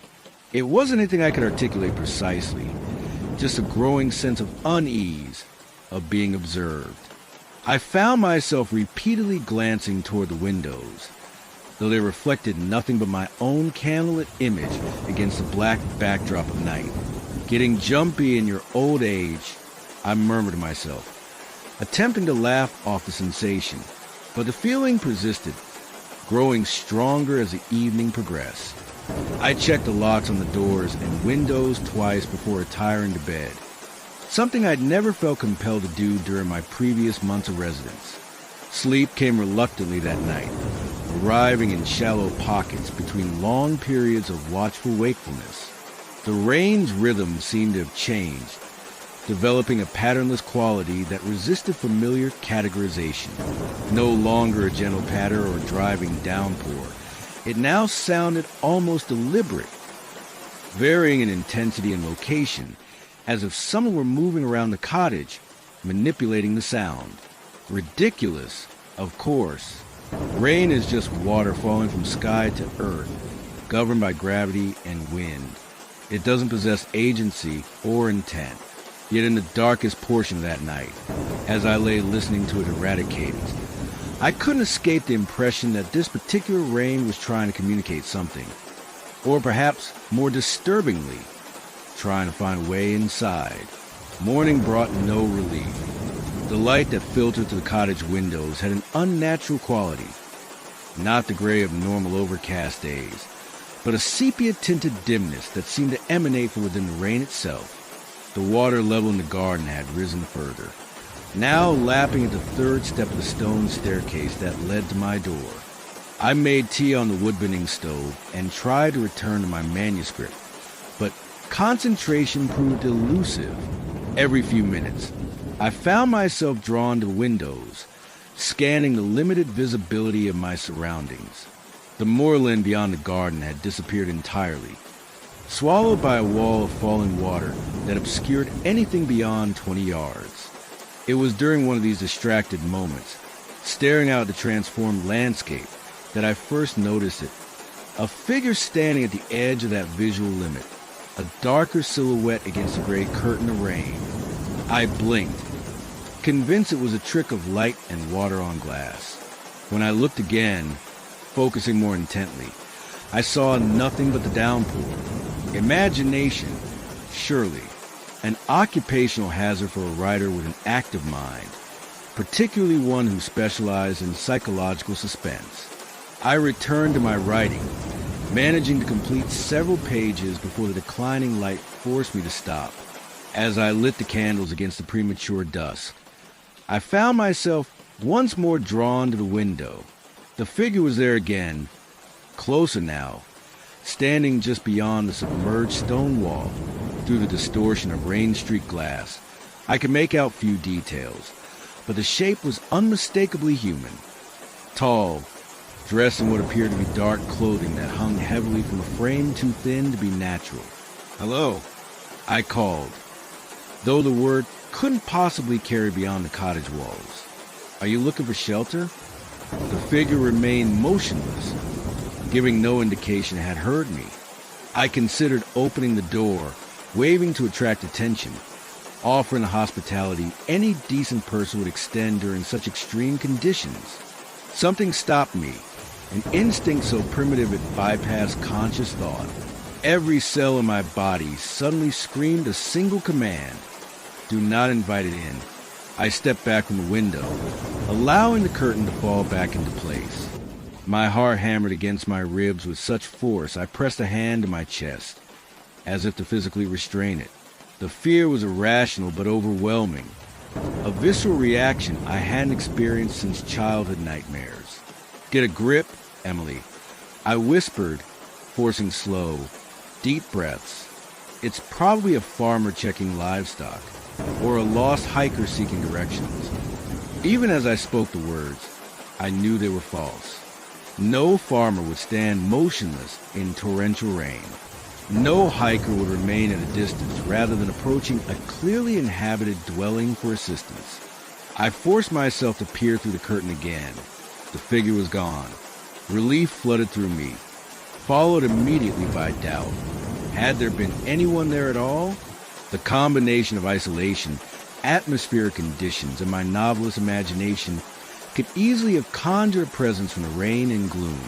I busied myself with practical tasks, building up the fire, preparing a simple dinner, setting out fresh candles for the night ahead. By the time I'd finished eating, I'd nearly convinced myself the sighting had been nothing more than an illusion born of cabin fever and poor visibility. That's when I heard the knock. 3 distinct taps against the cottage door. Not loud, but unmistakably deliberate. They cut through background noise of rain with perfect clarity, as if the downpour had momentarily paused to allow them passage. I froze, fork suspended halfway in my mouth. Several seconds passed before a second series of knocks came. 3 again, identical in rhythm and force to the first set. "Who's there?" I called, my voice emerging higher and thinner than intended. No response came, just the resumption of rain against roof and windows. I set my plate aside and stood, keenly aware of the distance between myself and the cottage door. 15 feet of flagstone floor that suddenly seemed both too far to cross and not nearly far enough separation from whatever waited outside. "I can hear you." I tried again, injecting false confidence into my tone. "State your business, please." The third set of knocks came in response. 3 again, but noticeably firmer, more insistent. They seemed to vibrate through the aging of the door, through the stone floor, through the very air of the cottage. Common sense warred with instinct. Basic humanity dictated that I should answer, should offer assistance to someone caught in this deluge. Yet that primitive part of my brain, the ancient sentinel that recognizes predators before conscious thought can name them, screamed warnings I couldn't ignore. I compromised with myself. "I'm not opening the door, but I can hear you. If you need help, speak now, and I'll call emergency services." A hollow offer, given the dead phone lines, but the figure couldn't know that. Silence followed. 10 seconds. 20. Then, just as I began to relax, something changed in the quality of the air, a subtle pressure differential that made my ears pop, as if the cottage had suddenly been transported to a higher altitude. "Emily!" The voice came not from beyond the door, but from directly behind me. I whirled around, a scream building in my throat that emerged as barely a whimper. The cottage's main room was empty, just flickering candlelight on stone walls, my abandoned dinner, the manuscript pages stacked neatly on the table. I was alone.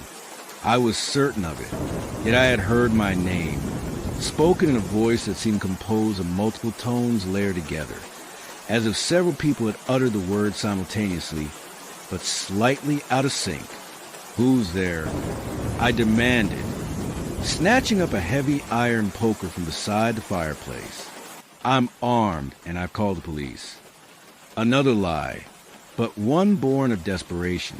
The knocking resumed, no longer at the door, but at the windows, all of them simultaneously. 3 knocks, perfectly synchronized across every glass pane, as if a dozen identical visitors had surrounded the cottage. I backed into the corner, poker raised, gaze darting from window to window, through the rain-streaked glass. I could make out shapes now, multiple figures standing just outside, their forms distorted by the rivulets of water flowing down the panes. "What do you want?" I shouted, fear giving way to a strange, desperate anger. "Why are you doing this?" "Emily." Again, that multi-layered voice, now seeming to emanate from the very walls of the cottage. "We've come for the story." A hysterical laugh escaped me. "The story? You're here for my bloody novel, not the one you're writing." The voice had changed, becoming more unified but still carrying that unnatural resonance. "The one you're living, the one that ends tonight." Another round of knocking, harder now, rattling the windows in their frames. The candle flames danced wildly despite the absence of any breeze. Outside, the rain intensified to a roar that sounded almost like distant voices chanting in unison. "You've lost your mind," I told myself aloud, clinging to the poker like a talisman. "This isn't real.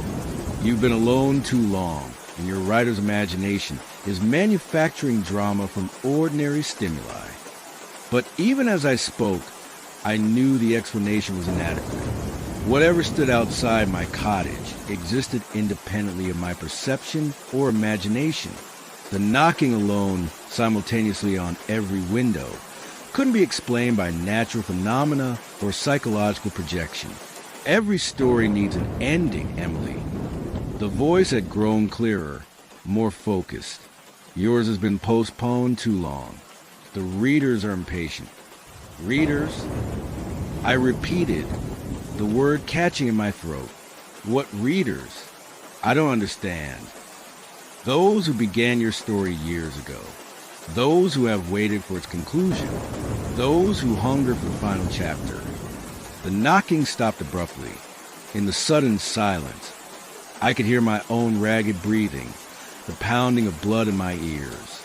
The rain continued to fall, but muted now, as if it had drawn back to observe what would happen next. Then, with a sound like sighing wind, every candle in the cottage extinguished simultaneously. Darkness engulfed me, absolute and disorienting. I remained frozen in place, afraid that any movement might bring me into contact with whatever had breached the cottage's threshold. The poker trembled in my grip, my palms slick with sweat, despite the room's growing chill. "Stop this," I whispered into the darkness. "Please, just leave me alone."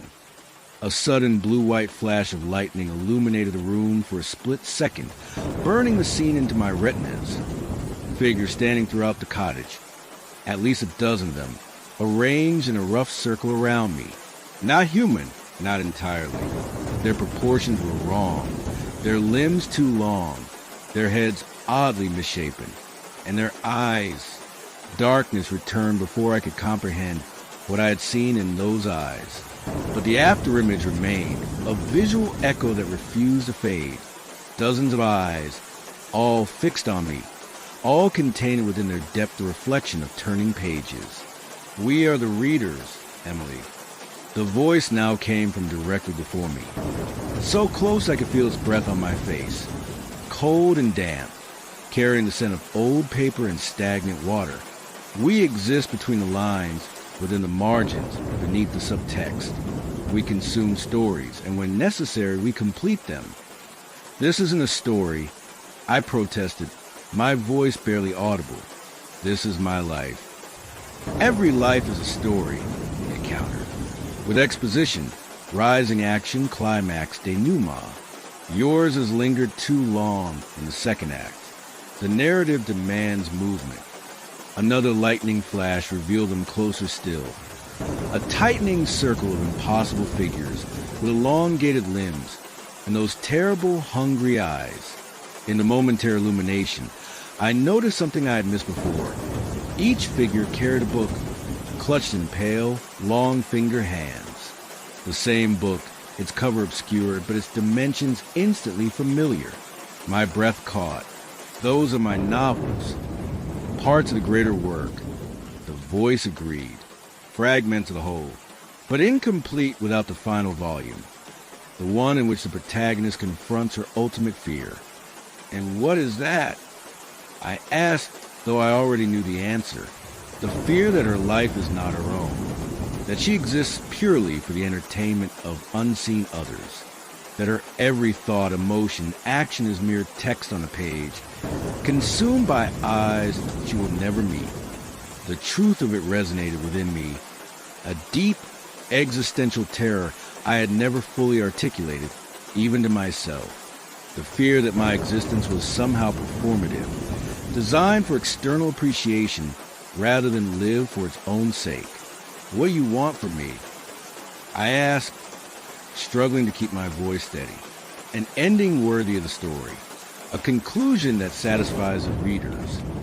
The circle had drawn close enough now that I could sense their presence even in darkness, a crowding of the air, a subtle pressure against my skin, as if reality itself compressed around them to accommodate their impossible forms. "And if I refuse?"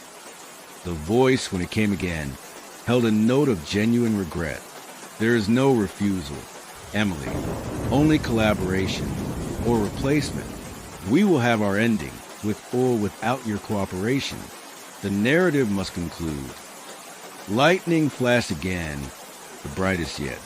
In that searing moment of clarity, I saw them fully, the readers in their true form, not the vaguely humanoid shapes I glimpsed before, but something far more horrifying. Figures composed entirely of densely packed text, their bodies formed from thousands of tiny words that shifted and rearranged continuously, like ants swarming to maintain a coherent shape. Where faces should have been, empty spaces in the shape of eyes and mouth created the impression of features, voids in the text rather than actual organs.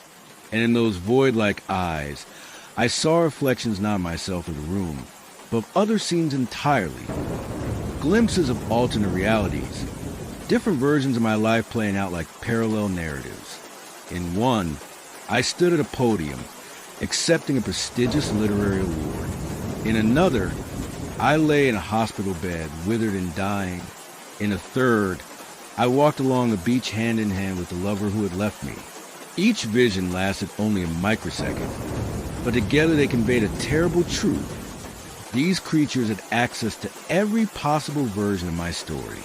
They had read them all, consumed them all, and found them all lacking. They wanted an ending with impact, with meaning, with emotional resonance that would satisfy their hunger. As darkness fell again, I made my decision. If my life was indeed a story, if these readers existed to consume it, then I retain at least one authorial privilege, the choice of how that story would end. Not as victim, not as prey, but as a writer who understood the power of narrative. You want an ending, I said, straightening my posture despite the invisible pressure surrounding me. Then let me propose one. The silence that followed held a note of surprise, as if my response had deviated from an expected script. "We are listening," the voice finally replied, curiosity evident in its resonant tones. Every compelling story contains a reversal, a moment when the apparent trajectory shifts unexpectedly. I spoke with growing confidence, drawing on years of craft and technique. You believe yourselves to be the readers of my story, the consumers of my narrative, but consider this alternative. What if you are merely characters in the story I am writing? What if this entire encounter, this cottage, this storm, your very existence, is simply a chapter in my current novel? A disturbance passed through the darkness around me.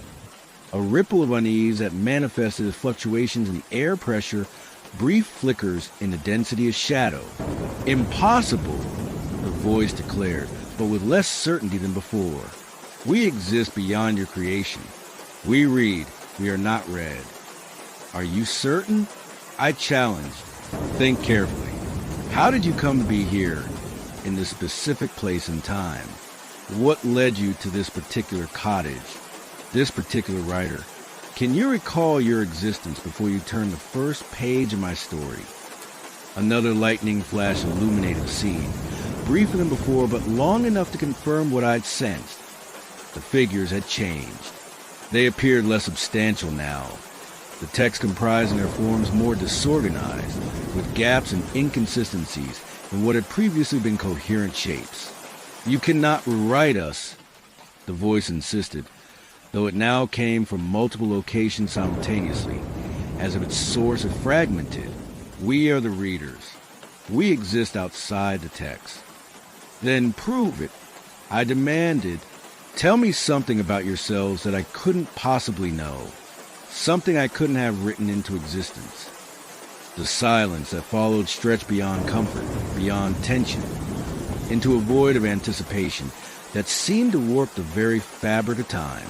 The rain, which had briefly subsided, resumed with renewed intensity, but different now, striking the cottage with arrhythmic impacts that sounded almost like language. When the voice finally returned, it was diminished, uncertain. We are... Yes. I pressed, sensing advantage. What are you, beyond what I've written you to be? The temperature in the cottage plummeted suddenly, frost forming on the windows despite the autumn season. The darkness seemed to thicken, to acquire texture and weight around me. But I stood firm, gripping my improvised weapon, committed to the narrative I was constructing. We are the readers, the voice repeated, but the declaration had become a question. No, I corrected, infusing my words with all the conviction I could muster. You are characters in a story about fear of insignificance, about the terror of being observed and judged, about the universal human dread that our lives are performative rather than authentic. You are manifestations of my protagonist's deepest anxieties, potent and terrifying, but ultimately constructs of her imagination. Another lightning flash revealed them changed again, their textual bodies now visibly disintegrating, words scattering like autumn leaves in a strong breeze, leaving behind increasingly skeletal forms composed of fragmentary phrases and isolated letters. This is not how the story ends. The voice protested, now barely a whisper. This is exactly how it ends. I countered, with the protagonist recognizing the power of her own authorship, reclaiming narrative control from external forces that seek to define her existence. I moved toward the fireplace, no longer cowering in the corner, but striding with deliberate purpose. Finding matches by touch alone, I struck one, the sudden flare momentarily painful to eyes adjusted to darkness. I touched the flame to a candle, then another, gradually restoring light to the cottage. As illumination spread, I surveyed the room, unsurprised to find it empty of visitors.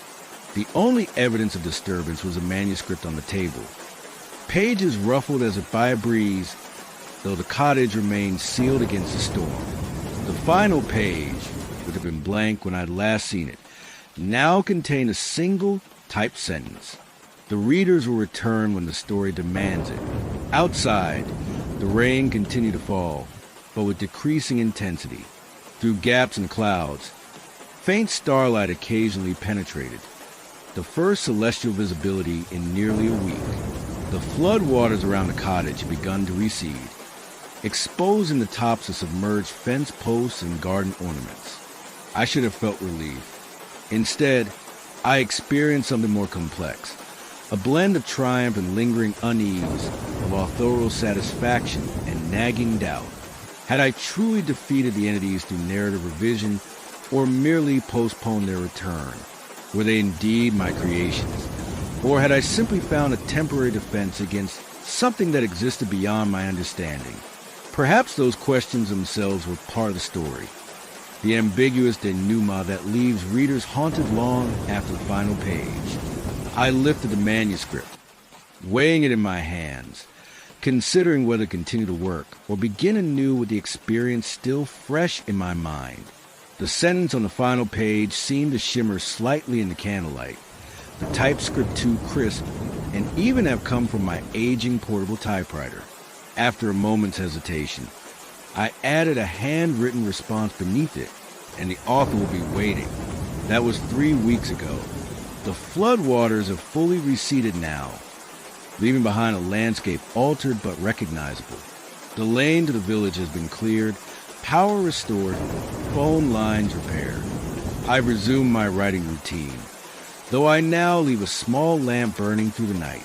The novel progresses well, better than well, if I'm honest. My agent calls it transformative and career-defining. She's already fielding interest from publishers who previously showed little enthusiasm for my work. I should be pleased. I am pleased, yet I cannot escape the sensation of being observed as I write, of performative creativity rather than authentic expression.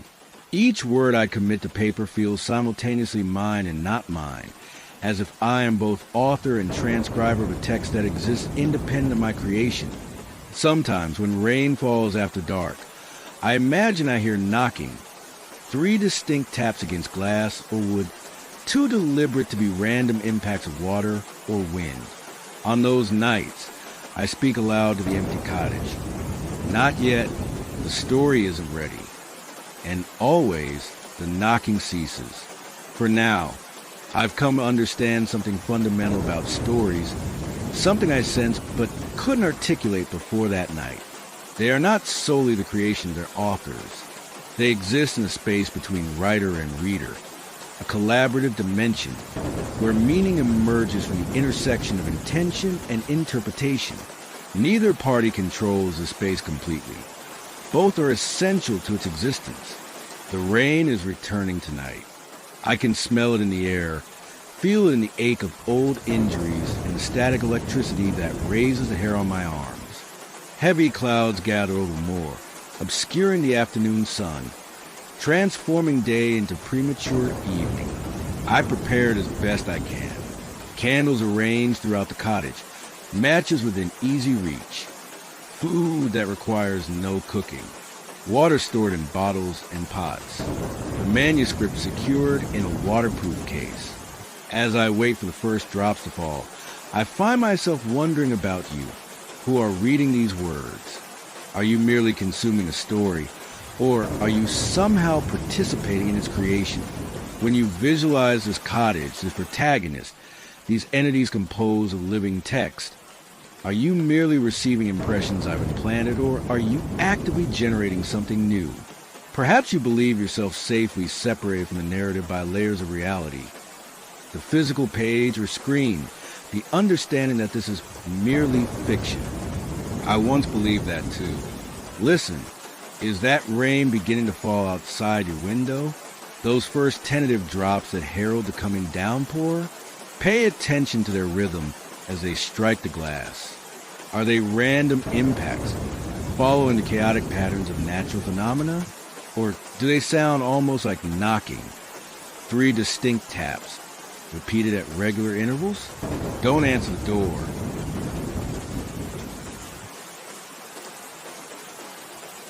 I've always found something comforting about the sound of rain at night, the gentle patter against windows, the rhythmic dripping from eaves, the distant rumble of thunder that makes the indoors feel all the more secure. It's nature's white noise, a living sound that drowns out the artificial hum of refrigerators and electronics, the distant growl of traffic, the subtle creaks and shifts of a house settling into darkness. At least, that's how I felt about rain before I moved into Thornfield Cottage, before I heard the music. Let me introduce myself properly. My name is Daniel Mercer, and until recently, I was a professor of ethnomusicology at a respected university in London. My specialty was the folk traditions of isolated rural communities, the songs and melodies passed down through generations, evolving subtly with each transmission, yet retaining their essential character. I'd spent 20 years traveling to remote villages in the Scottish Highlands, the Welsh Valleys, the more secluded corners of Cornwall and Devon, recording and cataloging music that might otherwise have been lost to time. It was rewarding work, but exhausting. The constant travel, the pressure to publish, the increasingly competitive atmosphere of academia, it all took its toll. When I was diagnosed with early-stage Parkinson's disease at 53, I made the difficult decision to take early retirement. I needed space and time to adjust to my new reality, to establish treatment routines, to recalibrate my expectations of the future. That's how I found myself purchasing Thornfield Cottage, a small, stone-built dwelling on the edge of Dartmoor, miles from the nearest village. It was considerably cheaper than comparable properties, a fact the estate agent attributed to its remote location and lack of modern conveniences. No nearby shops, spotty mobile reception. Heating provided solely by a wood-burning stove, and water from a private well rather than main supply. Not for everyone, she'd said with practiced cheerfulness, but perfect for someone seeking genuine solitude. It was perfect at first. The cottage sat at the end of a rutted track that became nearly impassable in wet weather. The nearest neighbors were a farm family 2 miles down the valley, visible only as distant lights on clear evenings. The moor stretched away behind the property, vast, ancient, and largely untouched by modern development.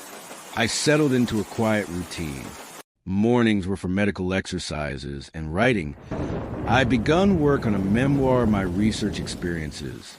Afternoons, weather permitting, I walked the moor, familiarizing myself with its shifting moods and landscapes. Evenings were for music. sometimes playing my violin, sometimes simply listening to recordings collected over decades of field work. The solitude suited me. The tremor in my left hand was responding well to medication.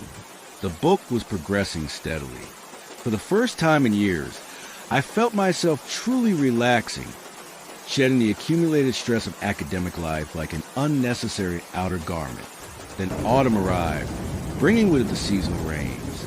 The first storm struck in late September, a proper Dartmoor deluge that transformed the landscape overnight. The more subtle browns and greens darkened to saturated hues that seemed to absorb light rather than reflect it. The track to the cottage became a shallow stream, the garden a sodden sponge. Inside, I built up the fire, made tea, and settled in with a book, listening to the rain hammer against the windows and roof with impressive force. That's when I first heard it. So faint initially that I wasn't certain I'd heard anything at all.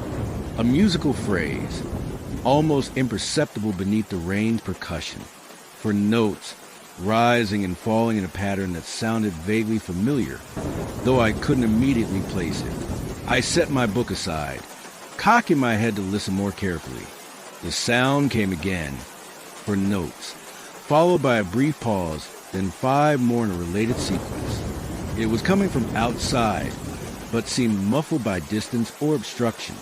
My first thought was that it might be the farm family's radio or television, though I'd never before heard sounds carrying from their distant property. I moved to the window, peering out into the rain-swept darkness. Nothing was visible beyond the small circle of light cast by my cottage windows. Just sheets of water descending from an invisible sky. I opened the window a crack, ignoring the immediate spray of rain, and listened. The music was clearer now, definitely coming from somewhere outside, but not from the direction of the farm. It seemed to emanate from the moor itself, from somewhere in the darkness beyond my garden wall. The melody continued, expanding beyond those initial phrases into a proper tune that struck me as oddly archaic. It had the modal quality of medieval music, with intervals and resolutions that fell outside the conventions of modern Western composition. Most striking was the instrumentation, or rather, what I perceived as instrumentation. I couldn't identify any specific musical instrument producing the sounds. They seemed almost voice-like, yet not quite human, perhaps closest to a reed instrument, but with tonal qualities I'd never encountered in my years of research. Professionally intrigued, I grabbed my digital recorder from its case, holding it near the open window to capture what I could of the distant melody. After several minutes, the music faded, either concluded or drowned out by a fresh intensity of rainfall. I closed the window and played back the recording immediately, eager to analyze what I'd heard with professional detachment. To my considerable frustration, the device had captured nothing but the sound of rain. I tried enhancing various frequencies using my laptop's audio software, but no trace of the melody emerged from the monotonous patter of water. Curious, I murmured to myself. Had I imagined it? My medication occasionally caused auditory side effects, usually simple sounds like ringing or buzzing, never anything as complex as a melody, but perhaps stress, isolation, and neurological changes had combined to produce a more elaborate hallucination. I decided to monitor the situation. If the phenomenon didn't recur, I'd attribute it to an unusual combination of factors and think no more about it. If it did recur, I'd document it more carefully, perhaps even consult my neurologist. 3 nights later, another storm arrived. This one was gentler than the first.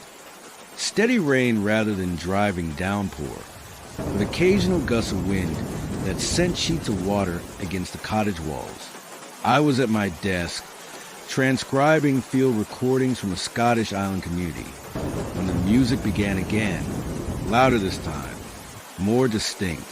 The same medieval-sounding melody, but expanded, with additional phrases that developed the initial theme, still coming from the direction of the moor, still played on that unidentifiable instrument that sounded almost but not quite like a human voice. I grabbed both my digital recorder and my mobile phone, determined to capture evidence of the sound. Opening the back door, I stepped onto the small stone porch, sheltered from the worst of the rain by an overhanging roof. The music was clearer here, hauntingly beautiful, with a melancholy quality that raised gooseflesh on my arms despite the mild temperature. I held both recording devices out, pointing them toward the apparent source of the sound. The melody continued for perhaps 2 minutes before fading once more into the ambient noise of rainfall. I returned inside, immediately checking both recordings. Nothing. Both devices had captured only rain and wind. This was considerably more unsettling than the possibility of auditory hallucinations. I'd heard the music clearly, complex, structured sound that my trained ear could have described in technical detail. Yet technology couldn't detect it. This suggested one of two equally disturbing possibilities. Either my mind was manufacturing elaborate auditory experiences that seemed absolutely real, or the sound existed in some fashion that recording devices couldn't capture. I spent that night researching both possibilities. Medical literature described various forms of musical hallucinations, though these typically involve familiar melodies rather than original compositions. Folklore, meanwhile, offered numerous accounts of supernatural music heard on moors and in remote locations throughout Britain. Fairy music, ghostly pipers, phantom church bells that lured unwary travelers to their doom. I found myself more drawn to the medical explanations, despite their imperfect fit with my experience.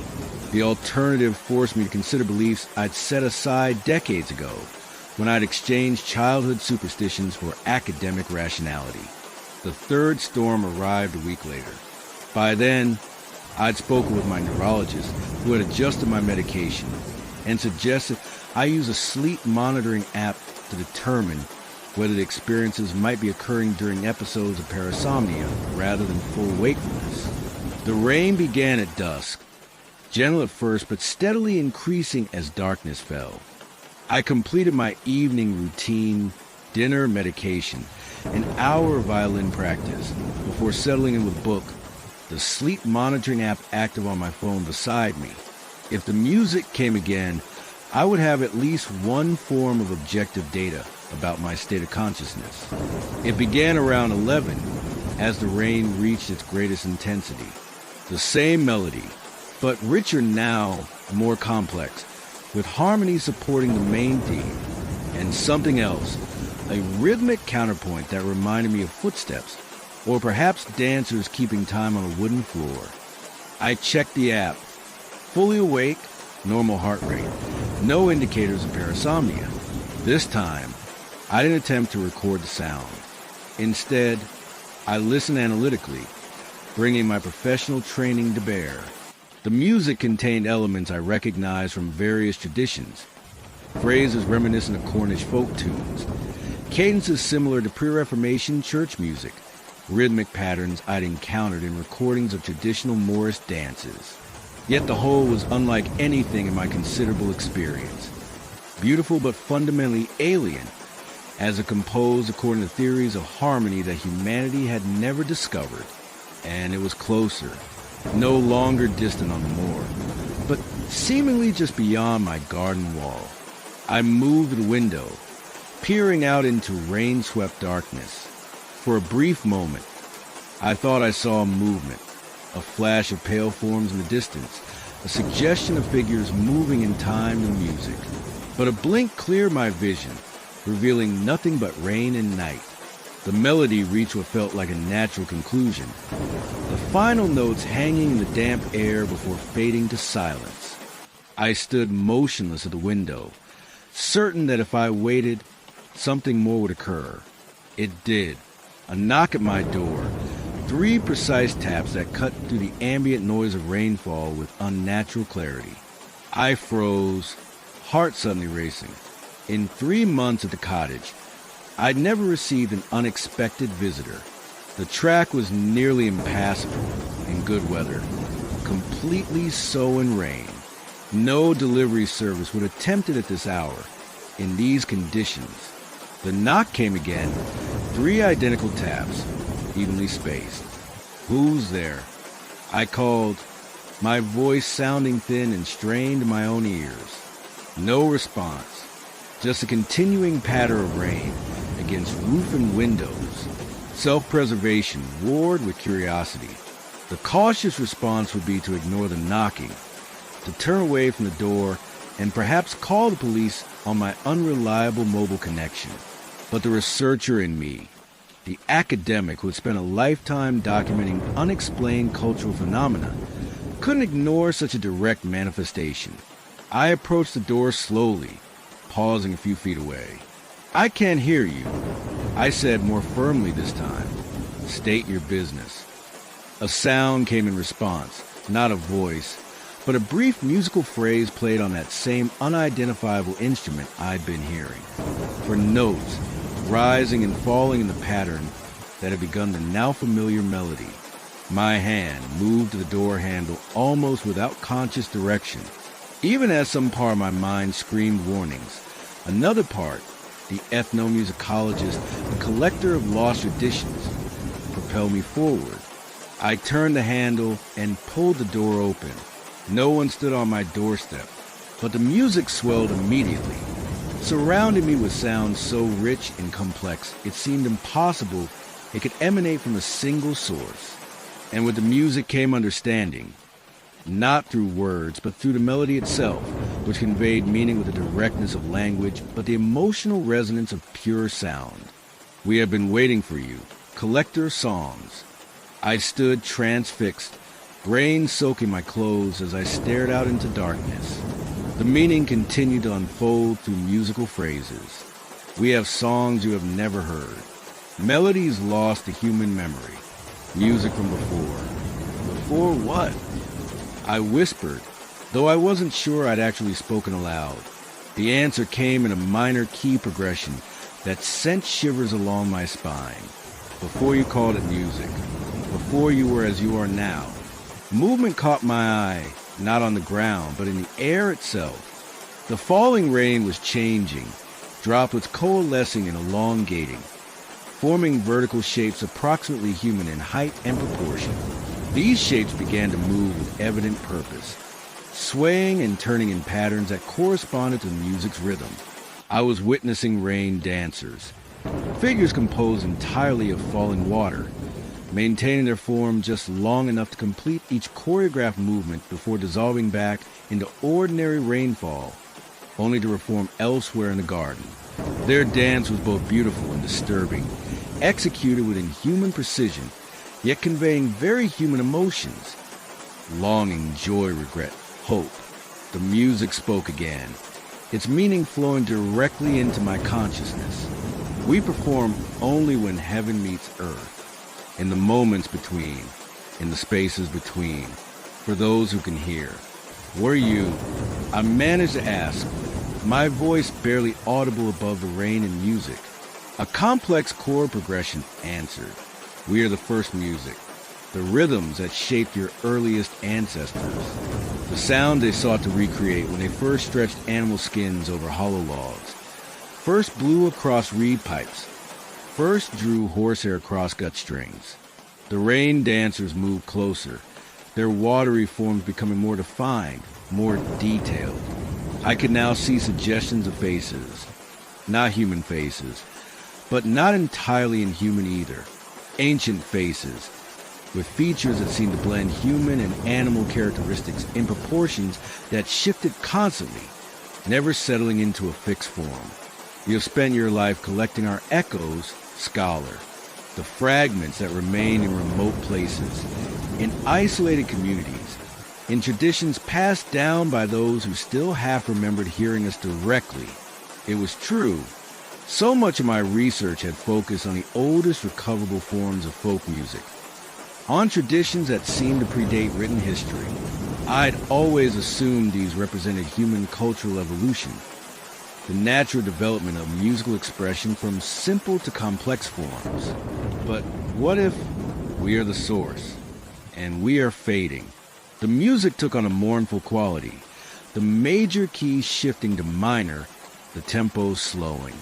The rain dancers' movements became more subdued, their forms less distinct, as if they were having difficulty maintaining their cohesion. Few hear us now. Few remember. The new music of machines drowns our voices. The constructed sounds replace the natural ones. Soon, we will exist only as distorted echoes in your recordings, as faint traces in your oldest melodies. I found myself stepping forward, moving beyond the shelter of my doorway into the full force of the rain. Water immediately soaked my clothing, plastered my hair and my scalp, ran in rivulets down my face. But I barely noticed these physical sensations. So captivated was I by the music and its message. What can I do? I asked, the ethnomusicologist in me desperate to preserve this discovery, to document what might be the oldest musical tradition on Earth. The rain dancers moved closer, now just a few feet away. Their watery faces regarded me with expressions I couldn't fully interpret, but which seemed to contain both hope and resignation. Join our performance. Add your voice to ours. Become part of the preservation. One of the dancers extended an arm formed entirely of falling water, droplets maintaining the perfect shape of a hand, reaching toward me an invitation. I hesitated. Professional curiosity warred with a sudden, primal sense of danger. The invitation felt momentous, irrevocable, a threshold that, once crossed, would permit no return. Yet the opportunity to experience this music fully, to comprehend it from within rather than as an external observer, was professionally irresistible. Just to listen, I said more to myself than to them. Just understand. I reached out, my fingers extending toward that impossible hand of rain. The moment we touched, or seemed to touch, as my solid flesh met that fluid approximation of a hand, the music changed. No longer external. It now resonated within me, as if my body had become an instrument being played by unseen hands. I felt each note as vibration in my bones, as rhythm in my pulse, as melody in the electrical impulses of my nervous system. The sensation was overwhelming, indescribable, pleasure and pain so intertwined as to become indistinguishable. I was both performer and performance, both musician and instrument, experiencing music not as an intellectual exercise, but as a fundamental state of being.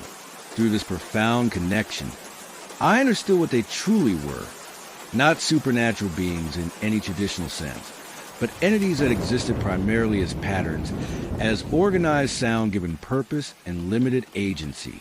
They have been present since rainfall first occurred on Earth, their consciousness emerging from the complex acoustics of water, striking varied surfaces. Their communication evolving alongside but separate from organic life.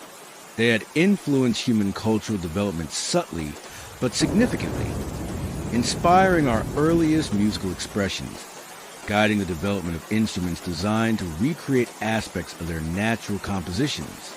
Throughout history, certain individuals had heard them directly, those we later called bards, minstrels, virtuosos, prodigies, people like me, with ears attuned to patterns others missed. As this understanding flooded through me, I became aware of a gradual change in my physical sensations. The boundaries between my body and the falling rain seemed to blur. I could feel myself becoming less solid, more dispersed, not dissolving exactly, but transforming into something that existed as much as pattern as physical matter. Alarm cut through my musical rapture. This was not mere communion or temporary participation. They were converting me into something like themselves, a consciousness expressed through the medium of falling water and sound.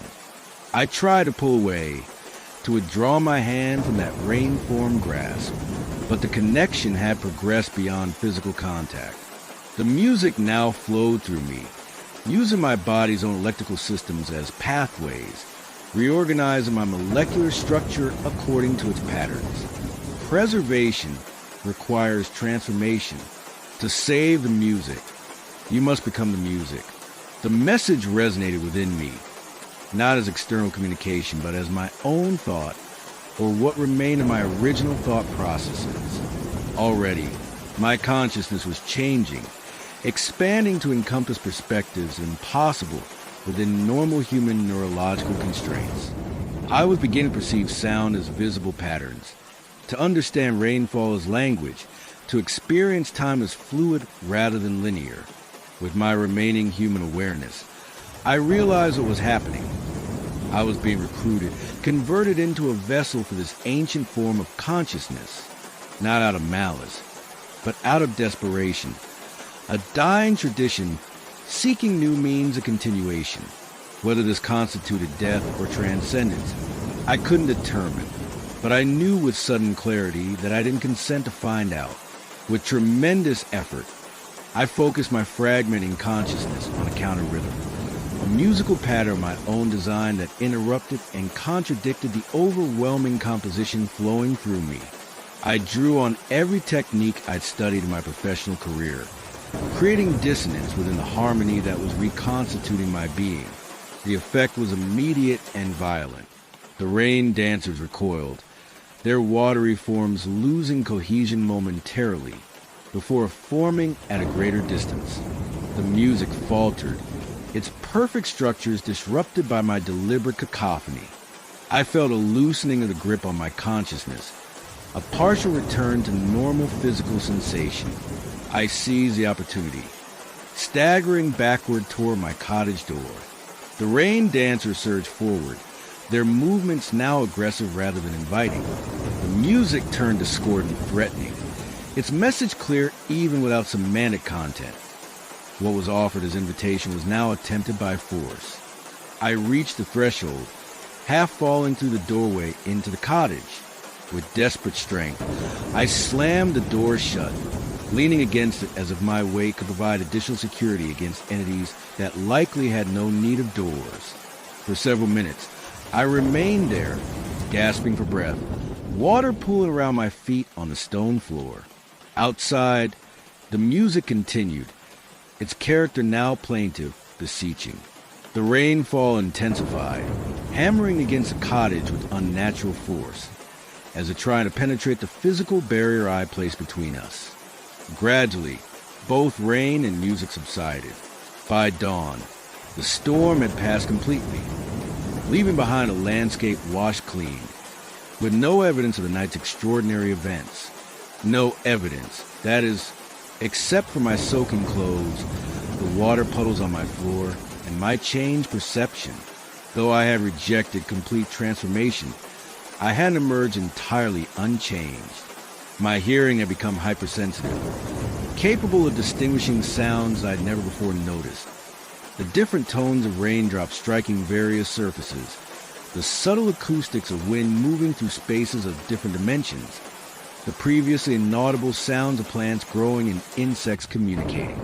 More significantly, I now heard music everywhere, complex, organized sound that emerged from what most would consider random noise.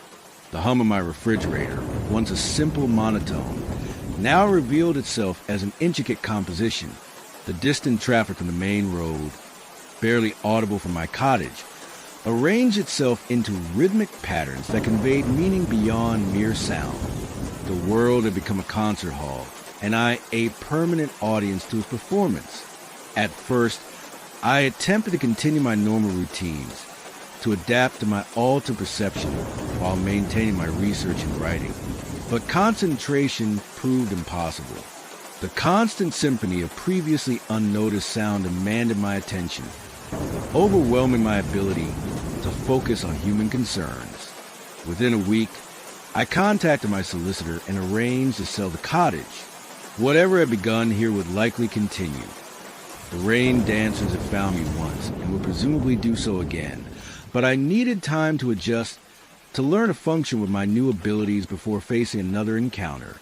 I relocated to a small flat in Exeter, surrounded by the constant noise of urban life. A cacophony to most ears, but to mine, a complex orchestration of human activity that partially drowned out the more disturbing natural music I'd become attuned to. Here, I've been learning to filter, to focus, to retain my humanity while accommodating my expanded perception. The rain still calls to me. Each time a storm approaches, I feel a pull toward open spaces, toward moors and forests where rainfall can perform its ancient compositions without modern interference. Each time, I resist, staying securely inside until temptation passes. But I listen. God help me. I listen and I understand more with each passing storm. The rain speaks of things beyond human comprehension, of time scales that make our civilization seem momentary, of patterns that have repeated since water first fell from Earth's early atmosphere, of consciousness that exists as process rather than entity. I've begun transcribing what I hear, creating musical notations that capture fragments of these eternal compositions. The results are strange, unsettling to conventional musical sensibilities, with time signatures that shift constantly, harmonies that utilize microtonalities between standard notes, rhythms that never resolve as expected. I doubt any human orchestra could perform them accurately, though I sometimes attempt simplified versions on my violin. My neurologist attributes my changed perception to progression of my condition, to unusual manifestations of sensory processing disorder associated with Parkinson's disease. Perhaps he's right. Perhaps the entire experience at the cottage was an elaborate hallucination, a neurological event rather than a supernatural encounter. I find this explanation increasingly implausible as my transcriptions accumulate, as patterns emerge that correspond to meteorological data I could not possibly have known when recording them. There is information in the rain's music about weather systems forming thousands of miles away, about subtle shifts in atmospheric composition, about movements of water throughout the global system. Sometimes, in the moments between waking and sleeping, I wonder if my rejection of their offer was wise. What might I have learned had I accepted the transformation completely? What consciousness might I now possess, free from the constraints of flesh and human perception? Then I remind myself what I would have lost: my humanity, my individuality, my existence as a distinct being rather than a pattern and process. The rain is falling again tonight. I can hear it clearly through closed windows, each drop a note in an endless composition that began before humans existed and will continue long after we're gone. The melody carries familiar phrases, the same music I first heard at Thornfield Cottage, but elaborated, extended, developed, an invitation renewed. I sit by my window, watching water stream down glass, listening to the complex harmonies that emerge from the simplest of natural phenomena. My fingers tap rhythms on the windowsill, unconsciously echoing patterns in rainfall. My breath synchronizes with the music's phrases. Small changes, subtle alignments, the beginning of harmonization. They are patient, the rain dancers. They think in geological time, in weather cycles, in the grand patterns of Earth's water system. A year, a decade, a human lifetime. These are merely brief measures in their eternal composition. They will wait, continuing the performance through each storm, each rainfall. And I will listen, moving gradually closer to understanding, to acceptance, to transformation. If you find yourself alone on the moor during rainfall, or in any isolated place where water meets earth without human interference, listen carefully. Beyond the simple patter of raindrops, you might catch fragments of melody, for notes rising and falling in a pattern older than humanity itself. If you do, please, I urge you, close your windows. Stay inside. Cover your ears if necessary. The music is beautiful beyond description, but some performances are not meant for human participation. At least, not if you wish to remain human. The rain is getting heavier now. The pattern is changing, becoming more complex, more enticing. I should move away from the window, turn on the television, mask the sound with human noise. Instead, I find myself unlatching the window, opening it just a crack. Cool, damp air flows in. carry with it the unfiltered music of rainfall. My fingers continue their tapping, more precisely aligned now with the patterns outside. My breathing deepens, synchronizing perfectly with the composition's phrases. Small changes, subtle alignments. I'm opening the window wider now. Just to hear more clearly, I tell myself. Just to understand. The rain is calling. And God help me, I'm listening. Comment what you think, and I'll wait for you in the next video.